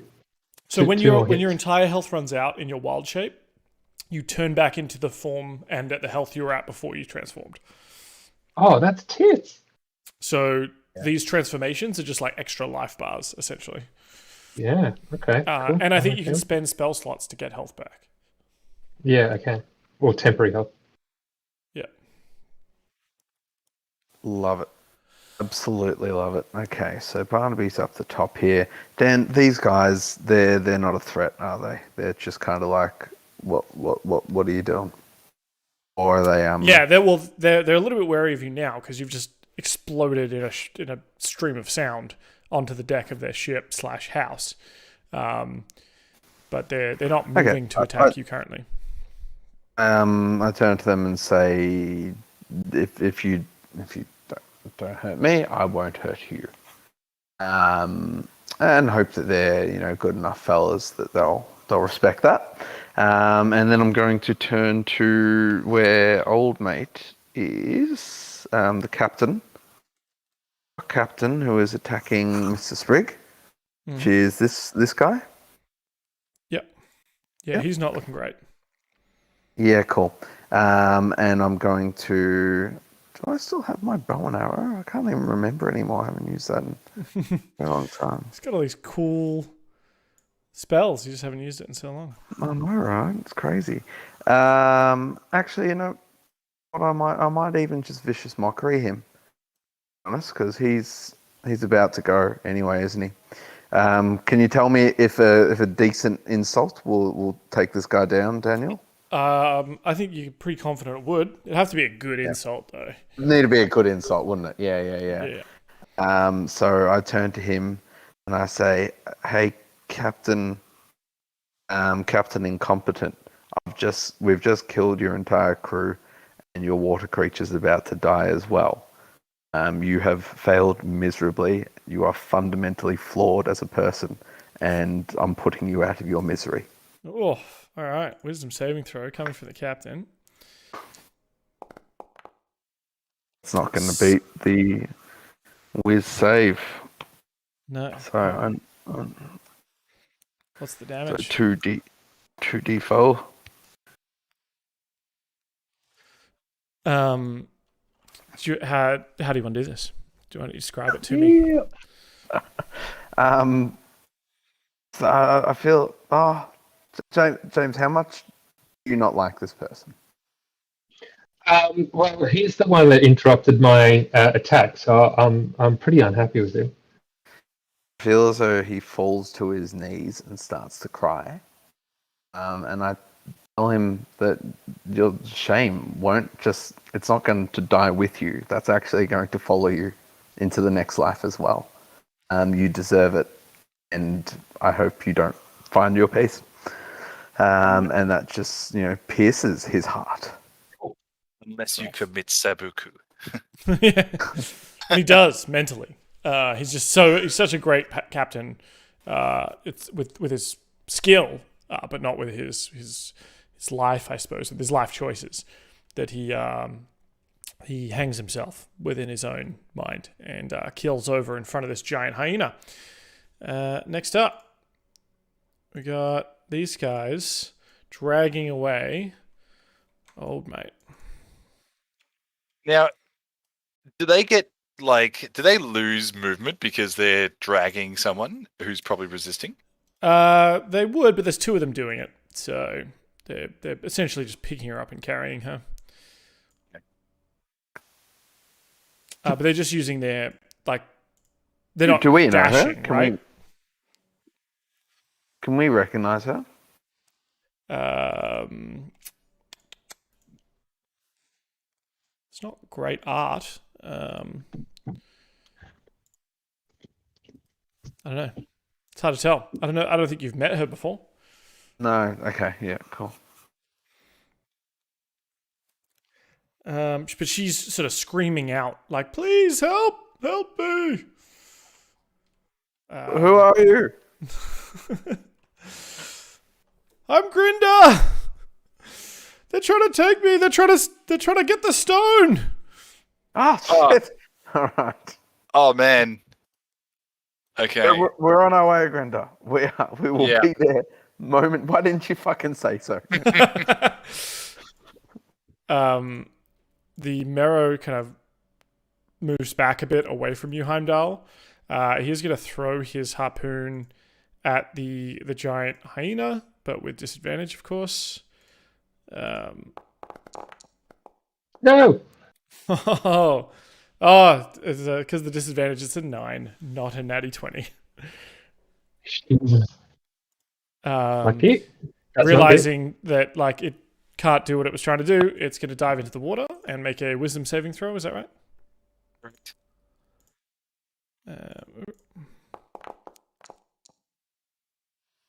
Still frightened, and it dives under the water. Heimdall. All right. So I am going to climb up onto the deck. Onto the deck. It's a pretty sizable climb. Give me an athletics check. Ah, man. Okay, well, if I don't make the deck, I just want to be... Yeah, sure. Okay, if I don't make the deck, what happens? You fail to climb up. Okay. Slide back down. I'll do it. Acrobatics, right? Athletics. You sure it's not acrobatics? You're not backflipping up there. You're climbing. Okay, it's a 12. I reckon you get about halfway up. What? Halfway up? Yeah, you're very short. I don't need to be. Okay, fine. I'm just. You can kind of just stick your head, like you can, if you want to do your whole, if you want to do an action, you're sticking to the side of this thing, or you can realize that you're not getting up and just stay down there. A 12 is not amazing for this is like the side of a pirate ship. It's pretty big.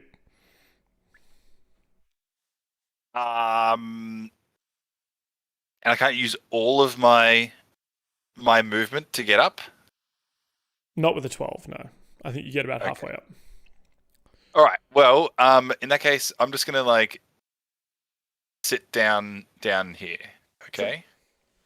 And then I'm gonna yell out to Grendel, whatever the chick who was like, "Help!" We're like, we've been sent to help by the Black Staff. They all look around a little bit worried at that. Yeah. So we I'm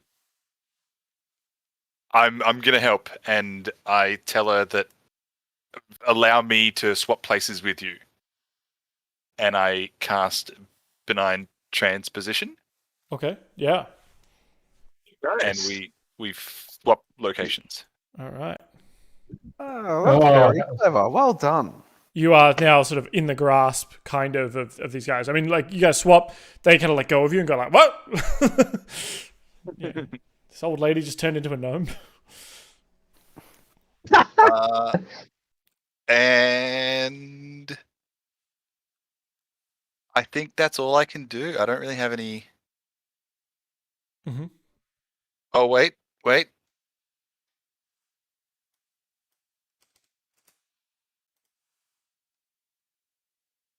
Yeah, okay, that's it. Okay. Cool. This guy's dead. This guy's who's holding you, all of a sudden is like, what the hell? Drops you, pulls out his sword, and goes to attack.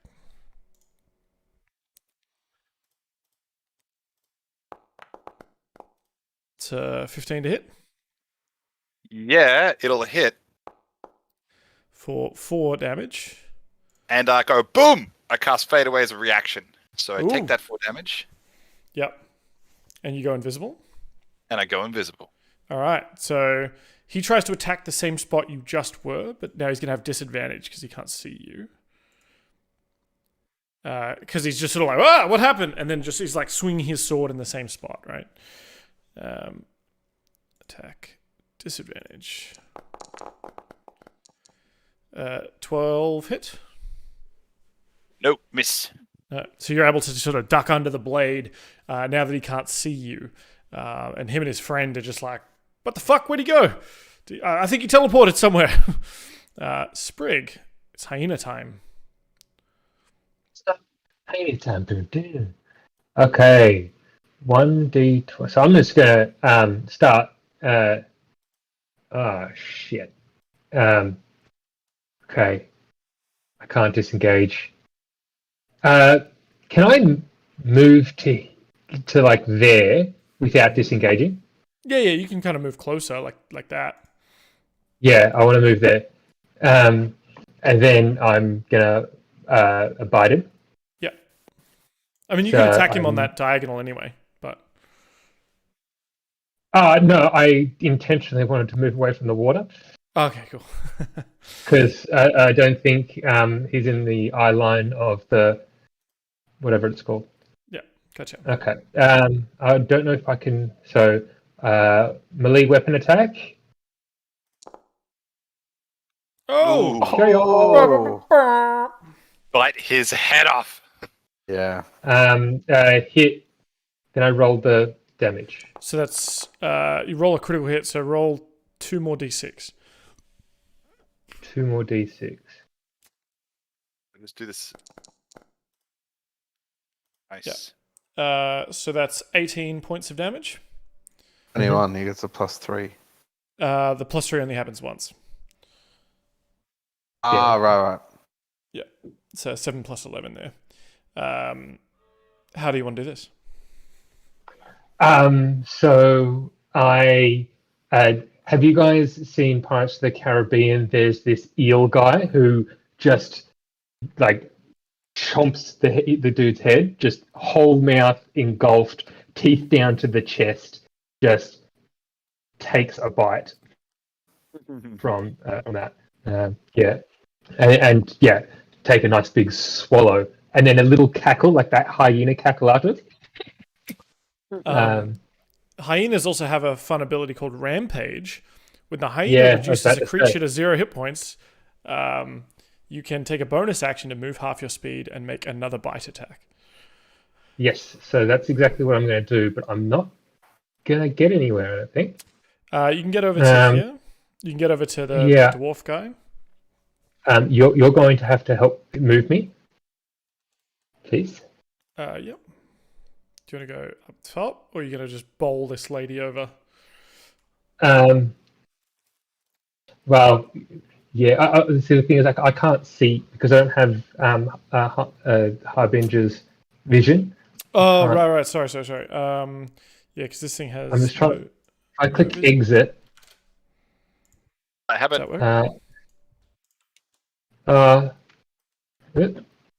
It's that's better. Yes, that's good. Thank you. Double click. So I can't get to anyone, can I? Yeah, you can get to the dwarf guy. You can attack him from there. Oh yes, I'll attack the dwarf guy. Cool. Another bite. Where is he? Oh, is he asleep? The sleep one? No. The one to your lower right down here. Can you not see this guy? I can't. Oh yes. Oh okay. Yes. Sorry. So I go bite him. Bite him, James. Bite him real good. 19 to hit. 19 Bit him good, hit. James. Yeah. Yeah, 7 damage. 7 damage. He's not super stoked about that. He lets out sort of a dwarfish scream. That's good. And I ended my turn. Cool. They're all dead.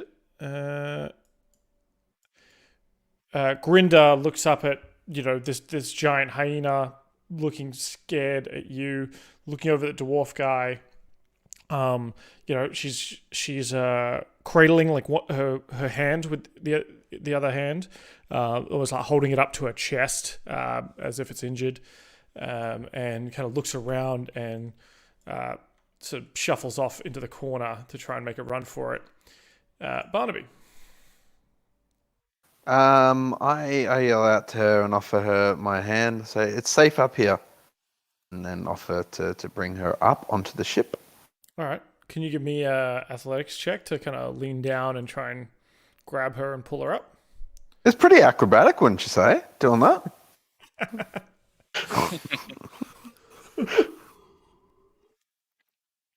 No. Oh, okay. All right. Good. Yeah. No. Wonderful. Love it. 16. That's much better. You're able to reach down, you grab her good arm and kind of hoist her up onto the deck where she flops over with you. Wonderful. I say, don't worry about these guys behind me. We have an understanding. And I wink at them. Do they wink back? They look up at you and give you the universal sign for how about some money? I chuck them a gold piece each. Yeah, they go, yeah, cool. Like they come up around you, like yep. back to you, and like draw their swords as if to like create a phalanx around you.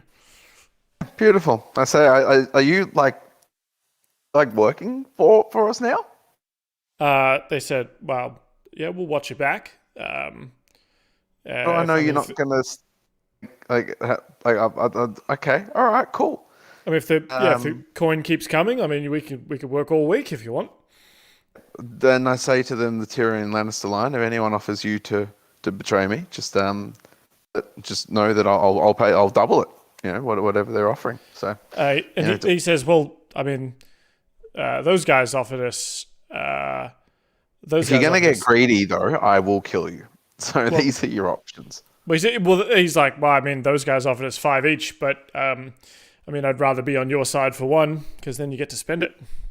Which guys offered it to? Those guys down there. What's left of dead them? Guys? The dead guys. I hope they paid in advance. Well, no, that dwarf guy, he paid the captain, and I mean, some of us were like, it's a bit rich for our blood. I guess it didn't really work out for the captain. I'll tell you what, I'll give you 5 pieces between you, okay? Deal. Done. Do you have that to give them? Yeah, I've got Yeah, cool. Yeah, I figured you did. I'm just making sure. So I know you've been throwing money around on carriages and stouts at 9 a.m. like you just... like you... No, right? It's unreal, isn't it? In this economy? I've removed the 5 gold pieces. Every day, Dan. Yeah. I yell down to the boys. I say, guys, we got bodyguards. Well, yeah.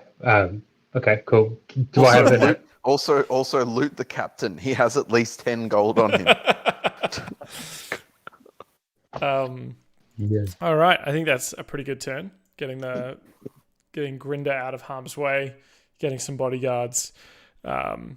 The bandit next to you, Heimdall, the one that hadn't attacked you yet, he also draws his scimitar and starts swinging in the area, just sort of swinging wildly, trying to find out where you are.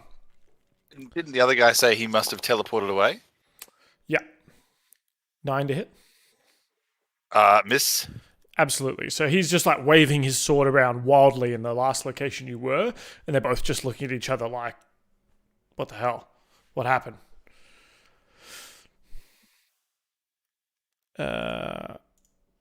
The big dwarf boss man is going to try and hit you with his mace. What has he got? 2 melee attacks. Yeah. Attack. So a 22 and a 23 to hit. Both will hit. let's say 9 and 7 points of damage. So 16 total. As he just pulls out this big mace and starts just smacking it into your flanks, trying to bash away your snout as it comes in for the bites. Excuse me, as it comes in for the bites. Cool. And dun it. The marrow pops out of the water. It can't see Heimdall. And it's going to throw its harpoon at Sprig.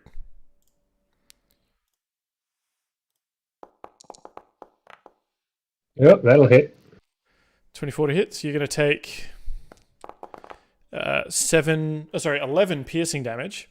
And you've got to make a strength ability check against this thing.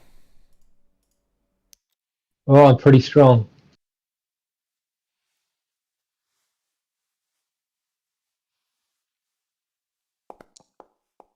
Hyena. Is that as a giant wolf? Yeah, giant hyena. Damn it. Yeah. So it drags you into the water, and you go down into the water with a big old splash. Cool. Heimdall. All right. So I would not trigger attacks of opportunity by moving away now, would I? Correct. They can't see you. Yep. To Okay. do so. So, what is my movement? 25 feet. All right. I mean, they can hear you on the boards, but I think it's probably not enough for them to know exactly where you are yet. You know. There's commotion going on. Yeah. All right. So, okay. The marrow still can't see you because you're invisible. It's true. So it's not afraid. It is true. That is true. All right, Heimdall. Oh, it's going to make a wisdom save. My bad. I'll do that now. Boom! I'm not afraid to take a chance. All right, cool. That means it breaks. I now am no longer concentrating on that spell. Mm-hmm. So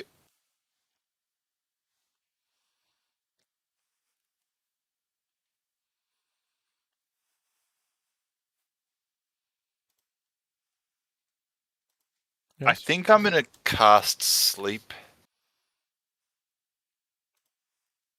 Yeah. I'm gonna cast sleep on these two guys over here. Okay. You don't want to include this, bro? The old sleep special? I don't know if I'm going to be able to, because I don't think if I'm going to be able to get to him. Okay. Because it is a 20-foot creatures within 20 feet of a point you choose. Yeah, it's going to be hard. Unless you make yourself... Yeah, I could actually get him. Unless you... But will you make yourself fall asleep? Well, it goes... So that's 20 feet. Yeah. Can I move it down one? And yeah, okay, good.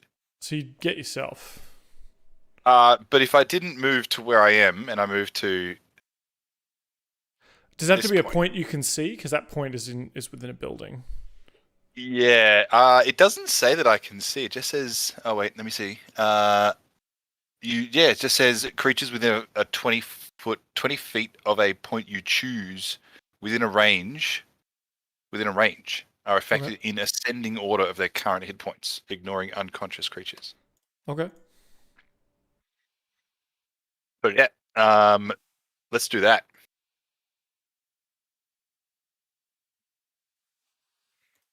All right. So roll however many dice you need for this spell. 19. Okay. This guy falls asleep. Where is it? Sleep.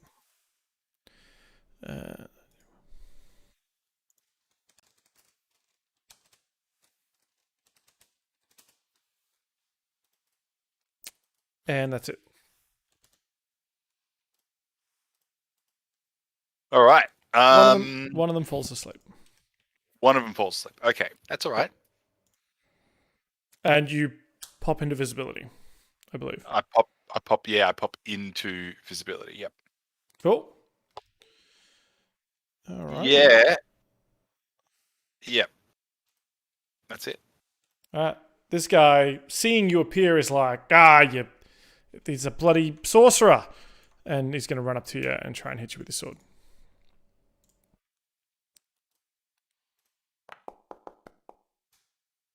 That's a hit. That's a hit. It's 3 damage. And the second attack, I assume, will not hit. Yeah, that's a miss. So he runs up to you and he's like, I've got the little wizard. Get the girl. And he's like, wake up, you idiot. And he's like yelling at his friend. Sprig, you are in the water, splashing about with a marrow. What do you do? If I want to get... So I assume that all my attacks are at disadvantage? I don't... No, not with a bite, Because I am I don't think. hyena in the water? Yeah, I think the biting is fine. I think biting's probably still fine. I just think your swim speed is probably not 50 feet, right? Like you. Yeah, fair. Yeah. Okay. Yeah. Well, in that case, I'll just go for the milk tea bite. If I can open that up. No, sorry. Yeah.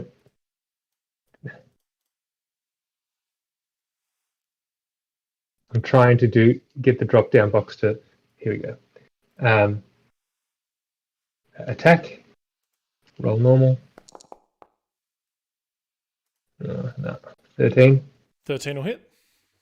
Yay, damage. Roll normal. For 11 damage. Okay. This mirror is not looking great. It's a bit bloody. The blood is churning through the water, chumming up the water, if you will. The mirror is like sort of howling in pain, thrashing about. There's a lot of froth, a lot of blood, and probably poop as well, seeing as I think you used the outhouse just around the corner earlier. Eat shit. Grinda's sort of standing next to you, Barnaby. She's nursing that arm, and she's sort of panting and being like, he said the black staff sent you? What's going on? Yep, that's right, Grinda. Well, yeah, I mean, there's a few things going on. Actually, it's all very complicated. So look, why don't you start by telling me what you're about, and then I'll fill you in. She kind of looks around and says, "Well, I mean, I've done work with the Xanathar Guild before, but I'm not with them. I was meant to look after it for them, and then they've come to get it, and they got very angry when I wouldn't give it to them." Where is it now, Grinda? My familiar has it. Oh God, damn it, Grinda. Okay. Where is your familiar, Grinda? Because obviously we want to make sure you're safe, that it's safe, that you're familiar, that everyone's well. Yeah. She says, what assurances do I have that you won't just hand me back to these guys or kill me? I take out my rapier and cut the head off one of the bodyguards, and say, "We have no like one of the ones that's allegiance." looking after you. One of the ones that's on the floor sleeping. Okay, yeah, I'll allow that. Yep. Actually, because yeah. And I say we have no allegiance to them whatsoever. The other 3 bodyguards are like, "Oh shit!" And like kind of inch away a little bit. I say, except where a deal has been made with coin, of course. One of the bodyguards who you walk over and cut the head off one of the sleeping guys, and then walk back to Grinda. One of your bodyguards goes over and takes the bottle of wine that the guy was like still in his hand when he passed out. Just like pops a cork, takes a sip. Fair. They're grieving. Let them do it. Yeah, give me an intimidation check. Is this intimidation or persuasion? Probably with advantage. Yeah, I'll What's the tone about it? Is it like, yeah? Oh, look, right now he's a bit pissed off. He got harpooned, so he's not feeling. And it's usually Barnaby doing the harpooning, if you know what I mean. Yeah, exactly right. And he's been looking for the stone for a long time. He feels like it's within reach, so I reckon it is probably a bit more intimidating than it is persuading. Mm-hmm. Cool. So yeah, let's go with that. Yeah, that dirty 20. She's like, oh yeah, okay. Well, my orders were to protect the stone until he came to get it, but I decided to keep it for myself. I now realize that was a mistake. I gave it to my rat familiar and told it to stash it in my family's mausoleum in the City of the Dead. Okay. She says she reaches into her pocket and says, "Here's the key, to get into the mausoleum. Who should have stashed it in there."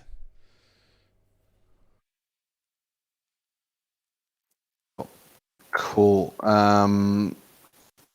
We'll obviously make sure you get out of here safe. Thank you.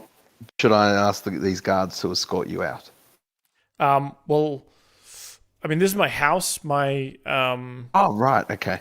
yeah, my apparatus is in there. All my work is in there. I have a submersible. So do you want us to just clear this out for you, and you can get back to just like living here? If you could, I would like. I was gonna head. No, you've been. Yeah, I was gonna head underwater. I mean, I could take you guys down to the, to the undersea if you like at some stage. What's anything like cool down there? Well, there's actually a lot of treasure that kind of gets dropped in Deepwater Harbor, like falls off ships or it kind of gets swept in there. So I've got a vehicle that lets me sort of go around the seabed, the ocean. Oh, bed. that sounds great. We'd be very keen for something like that. Maybe not today, I suppose. Maybe that's like a future. Yeah. Okay. That's a good Seems point. like you guys are in a want to get the stone. We got a lot going on. Where is the City of the Dead? Just while I remember. It's sort of midway. It's northeast of here. It's sort of on the east side of the city. It's in Waterdeep, is it? It's in Waterdeep. Yeah, it's one of the districts. Okay, great, fantastic. And your surname, if we ask for Grinder's mausoleum, is that enough? Or Grinder Garloth is my name. Garlock, yeah, of course, no worries. And this is a bit of a look at what she looks like. Oh wow, you look like a Granny from DC Comics. Granny goodness. Good, yeah. That's great, fantastic. Well. It has been an absolute pleasure. We'll make sure to clear these guys out. And I'm sorry we might have to leave you with the corpses. But I guess you can probably just throw them over the... That's fine. Yeah, I have a access... Well, I mean, yeah, we'll just throw them into the mud. I think there's a shark that habits around this part anyway, just for that very reason.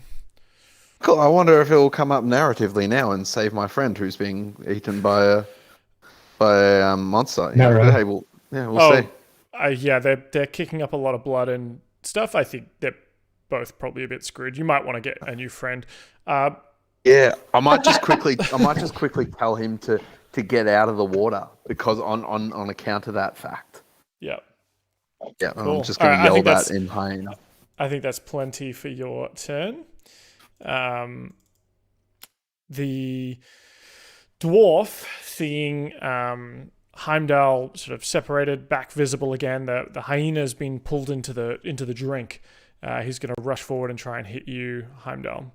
Now he does have pack tactics, so he's going to have advantage on these attacks.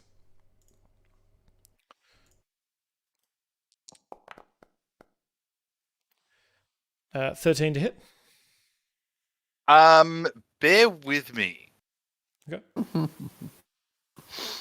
You're seeing if you prepared shield today? No, shield is prepared. So I have a cloak of some sort. Oh, that's nice. Everyone should have a cloak. Everyone should have nice things. Yeah, they should. Magic cloak of Karakarak the Damned, maybe. Here we go. Arcane cloak of shielding.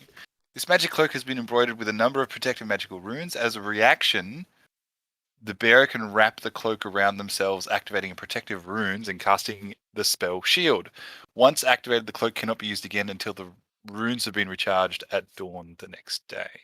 There you go. All right, so a free use of shield, which I think bumps your AC up to 5. Oh, plus 5, sorry.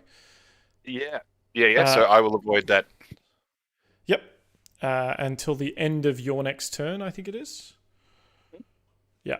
All right, cool. So the first attack, he thought it was going to hit, but then there's sort of a plink, and there's sort of this, Heimdall, you pull the cloak in, and there's sort of shimmer of light goes around you, and the mace bounces harmlessly off. He's going to try and attack again, though.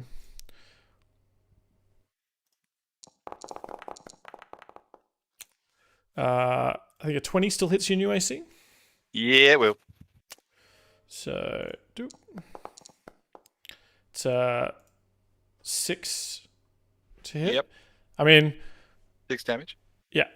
Because so what's your new AC? 15, 16, 17, is 18? Oh, if only you had 18. a bard that had cutting words or something. So 6 bludgeoning damage as the mace sort of cracks through the shield. You hear sort of a shattering noise, almost like the shattering of glass as it hits. The marrow is going to bite you in the water there. Now, yeah. 12 to hit? Nope. No. Are you sure? Because I see that your AC is 12. Oh, 12. Sorry. Yeah, my apologies. Yeah. Yeah, no longer in your... Oh, that's big battles. The thing. Yeah. Yeah. So 8 damage. So you take the damage until you get to 0, and then you take the remainder on your true form. Okay, so I take 7. Cool. And then it's going to try and claw at you, Sprig.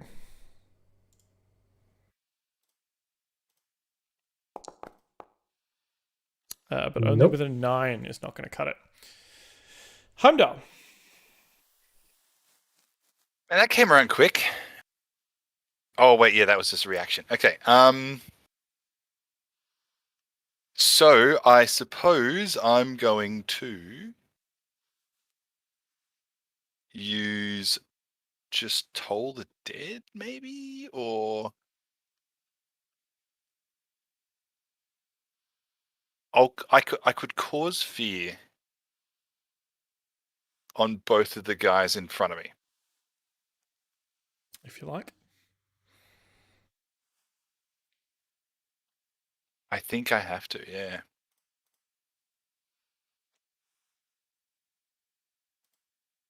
Oh. Yep, yeah, why not? Level 2 cause fear. Okay. So both of them need to make a wisdom saving throw. Yep. Wisdom saving throw, normal. Wisdom saving throw, normal. All right, they are both infrared. What kind of fear do you put in them? So I essentially. Is the other person a dwarf as well? What's this person here? Human. Human? Right, okay. Well, can I just say, like, your mother was a hamster and your father smelled of elderberries? Of course. And they're like, oh no! You can always say that. Pop culture references, my only weakness. Is it pop culture? I guess it's still pop culture, right? Popular culture. Yeah. Yeah. Just I always think of pop culture as like current. Yeah, cool. Yeah, and I'm also going to step away, All causing attack of opportunity. Fine, but while my shield is active, yeah. So that's going to be at disadvantage. Clear. 17 will not miss. work. And then disadvantage. Definitely not hit as well. So just plink plink. They're trying to sort of hit you without looking, and you're able to scoot away. Now you move your full movement. Yeah, can I just like get up on the? Can I try and get up the wall again? Yeah, give me an athletics check.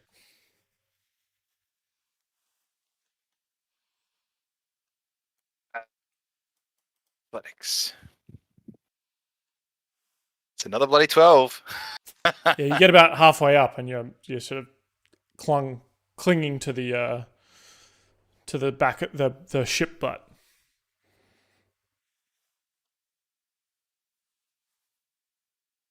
That's it. Cool. That's all I got. This guy is feared. So he's feared. He can't come any closer. And he doesn't have a ranged weapon, so he's going to run away. He bravely ran away. So he's going to run to his friend and try and wake up his friend. And be like, we got to go, man. We got to go. We got to go. There's Monty Python references here. That's my that's my phobia. And so he's going to use his action to wake up his friend. Spree. What are we doing? D&D EE5 or something? 5th edition, yeah. 5th edition. Are you looking up frightened? Yeah. So I call out to Barnaby. That'll be an action, isn't it? Not to just call out. Yeah. But I'm actually calling for a bit of help. That's cool. Um, Where are you? I'm in the water. Can you see over the? Yeah, you can see over the sort of balustrade there. If you can make your way, am I next, Dan? Effectively, yeah. Or is the Yeah, no, it's you and Grinda next. Okay, cool. Well, I say to old mate, if you can get yourself to the edge, I'll sort you out. Yeah. So the problem is that I don't want to attack of opportunity. That's the problem. You can disengage as your action. Or you can transform again with your bonus action. I can only do it once per short rest. Oh, okay, never mind. I'm pretty sure. How far are you? Like, could you just bop up? Like, could I reach you? I can burn a spell. Actually, no, that's what I'm going to do. I'm going to, what do you call it? A whale? Yeah, has Harbinger seen a killer whale before? No, probably not. Can you argue to me that Harbinger has seen a killer whale or seen some kind of giant whale? Remember that time you told me about it? The time that you went to the ocean the first time with your family? Yes, I was doing seabird research of the Isles of Newquay, and we were tagging birds and on a meditation retreat, and we at about sunset we saw a pod of killer whales out at sunset. It was a moving moment. Never forget it, you told me. You told me that you'd never forget exactly how the killer whale looked and other notable features. Yes, it was an important point in young Sprig's life, and he burnt every detail to memory. Okay, so you're going to use your bonus action to become a killer whale? No, yeah, Yes, as a bonus action. So I may as well attack, then use the bonus action. So I can't use my bonus action first, can I? Yeah, you can. You can use your bonus action and then bite and then use your action as the killer whale, or use your action first. It depends how you want to do it. I'll use I'll do it this way. Keen hearing, hold breath. Yeah, bites. Okay, I'll use bite. Mosquito, bite. Wait, mosquito. 17 to will hit. definitely hit. 14 damage. How do you want to do this? Woo! As remembering the killer whales at sunset when he was young, feeding on a school of fish, he whips around and tears the tail off the marrow, dragging it deeper underwater. Once the tail tears off, he comes back and takes the head, and then just continues to swim back and forth, taking chunks and chunks, filling the acrid grey-green water a muddy brown with the blood of the marrow. Yeah. Did you want to move anywhere as well? I'll let you go. I mean, you can go under. I'm going to go on. Which way? Yeah, I'm going to go for a swim. I want to go out here. I'm just going to... Well, do you guys don't... Oh, actually, no, okay, I'm going to come around here. That's my... As far as I can move, isn't it? Yeah, I think so. Yeah, okay, cool. Cool. Cranky. Barnaby, what are you up to? What's going on? Is there anything happening still? Well, there's still like this gang leader and a couple of other guys fighting Heimdall. All right. Can I go over with my bodyguards? And couldn't see them from where I were. Okay, cool. Which one's the gang leader? The one closest to you. Oh, right here. Okay, cool. Can I go bring the bodyguards? Can I instruct them to fire any ranged weapons that they have? Yeah, sure. So cool. they shoot down and pepper him with crossbow bolts.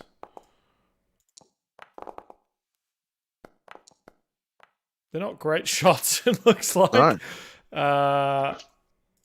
The 11 is enough, though. What are you paid for? So that's 2 of them hit.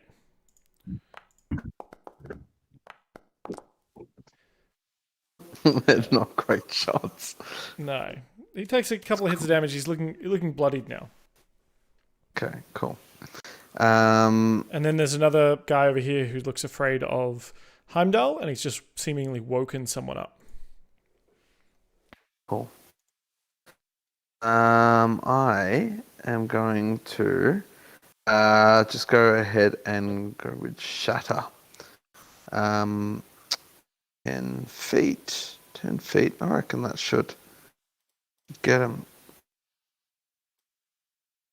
Yes, it does. It gets him just without getting Heimdall. Yeah, so you can get 2 of them, for sure. I want to primarily get this guy. Yep. Yeah. Okay, cool. All right, awesome. I'll do that. I think they need to make a con save. Yep, they need to make a con save.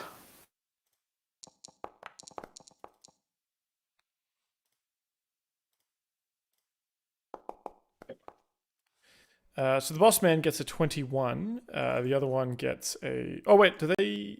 Oh, it's ability checks they have disadvantage on, not saving throws. Okay. It's ability checks and attack rolls. I also pulled it up because I wasn't sure. Ability checks and attack rolls, yeah. Roll the damage for me.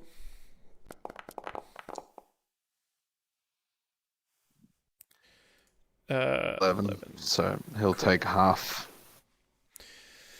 So he kind of like just takes it, mostly. The other one obviously looking really messed up, sort of blown away by this sound. Even more so, there's... Well, what do you use to make the shatter sound? Is this from your instrument? Yeah, it's my voice. It's basically the immigrant sound, the immigrant song. The that one. So Can you give me that's a my shatter. performance check, please? Oh, always. Oh, can I? You wait. You wait for the performance check. Oh gosh. It's like he got harpooned. Yeah. There's like a whistling sound from his collapsed lung. You hear like the creaking and cracking, and a bunch of the boards of the pier break. And the one on the right falls through into the water. Yes. In fact, I think they both do. But the other guy's still fine. He's on stronger ground. Good. Get him, Heimdall. For that, this guy's going to start running because he's scared of Heimdall, and he doesn't have any way of attacking them. Heimdall. Okay, so what part is broken? Are they... Yeah, just where they broken? Are. Yeah, they've kind of fallen in. You hear a splash in the water. Okay, so they're both in the water. Yeah. Cool. In that case, I'm going to chase down this guy who's running away. Yeah. Because he's like the only one left, right? Pretty much. Well, I mean, the guys in the water are still there. They're just not great. I'm going to see if he's overcome by the fear. Or has overcome his fear. He has not overcome his fear. And so I'm going to toll the dead. Whoa. Chase him down. Toll the dead. Get rid of you. And boom. Huge. Yeah, good. Wow. Massive. Well done. Yep. So, how do you want to do this?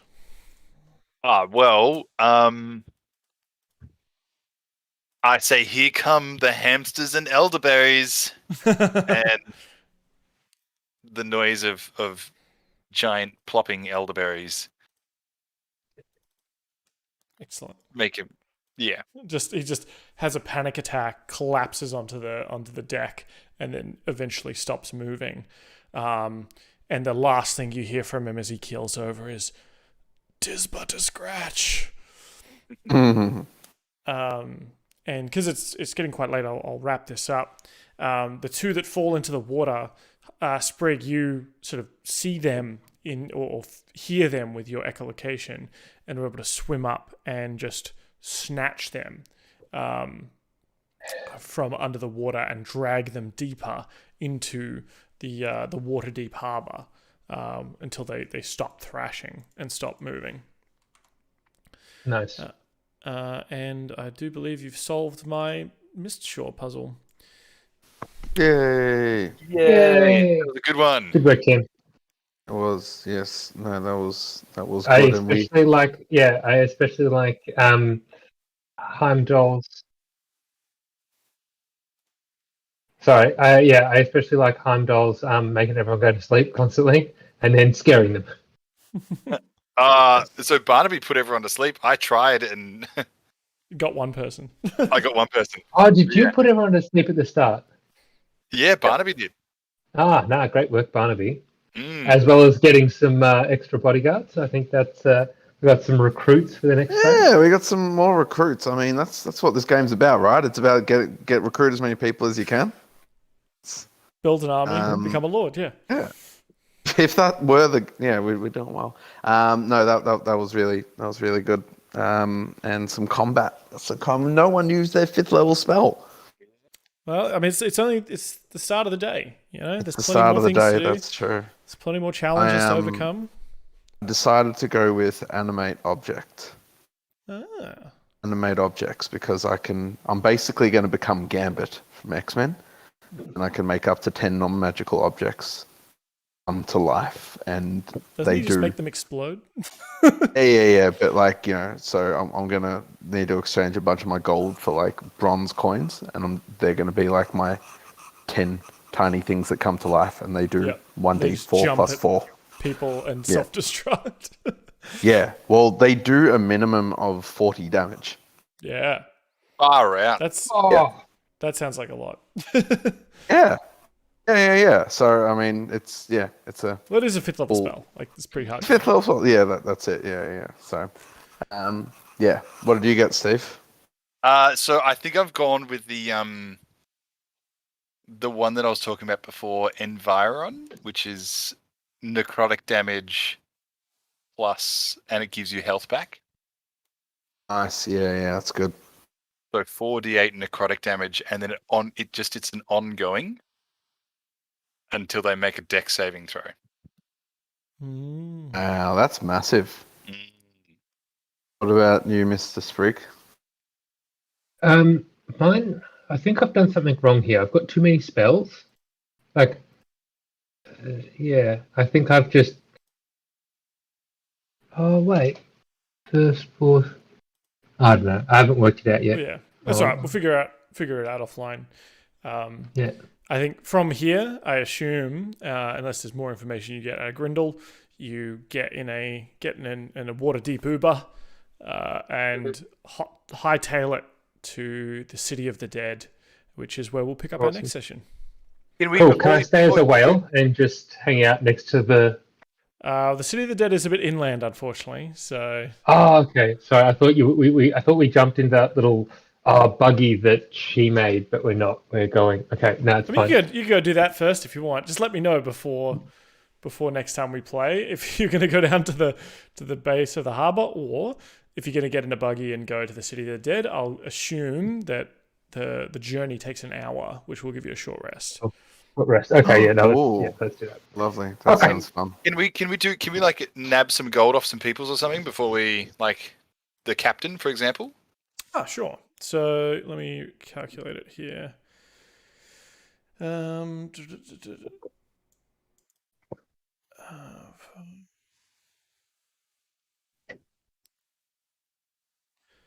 You find amongst the bodies 30 gold pieces.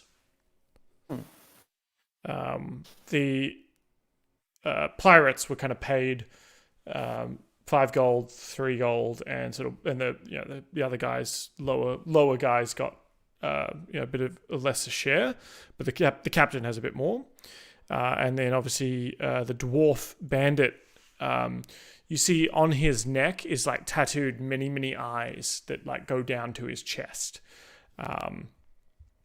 and So you find, how much did I say? 30 gold. 30 gold. 30 gold. Yeah. Let's see, and Grinda, because she's so nice, is going to. And we did save her life. You did save her life. When she gets back into her little shack, you see that it has a alchemist table, as well as that machine I showed you a picture of before, kind of floating in the in one room of her house is open to the water, and it's sort of there tied up. This machine. And she's going to give you. Let's see.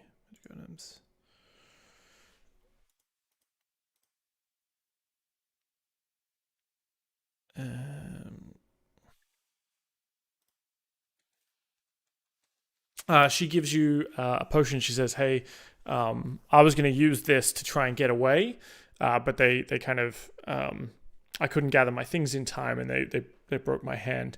But maybe you can use this, and I think this would be valuable." And she gives you a potion of gaseous form. Oh, it's fun. Potion of gaseous form. Yeah, so this potion's container seems to hold fog that moves and pours like water. And when you drink this potion, you gain the effect of the gaseous form spell for 1 hour. Love it. or until you end the effect.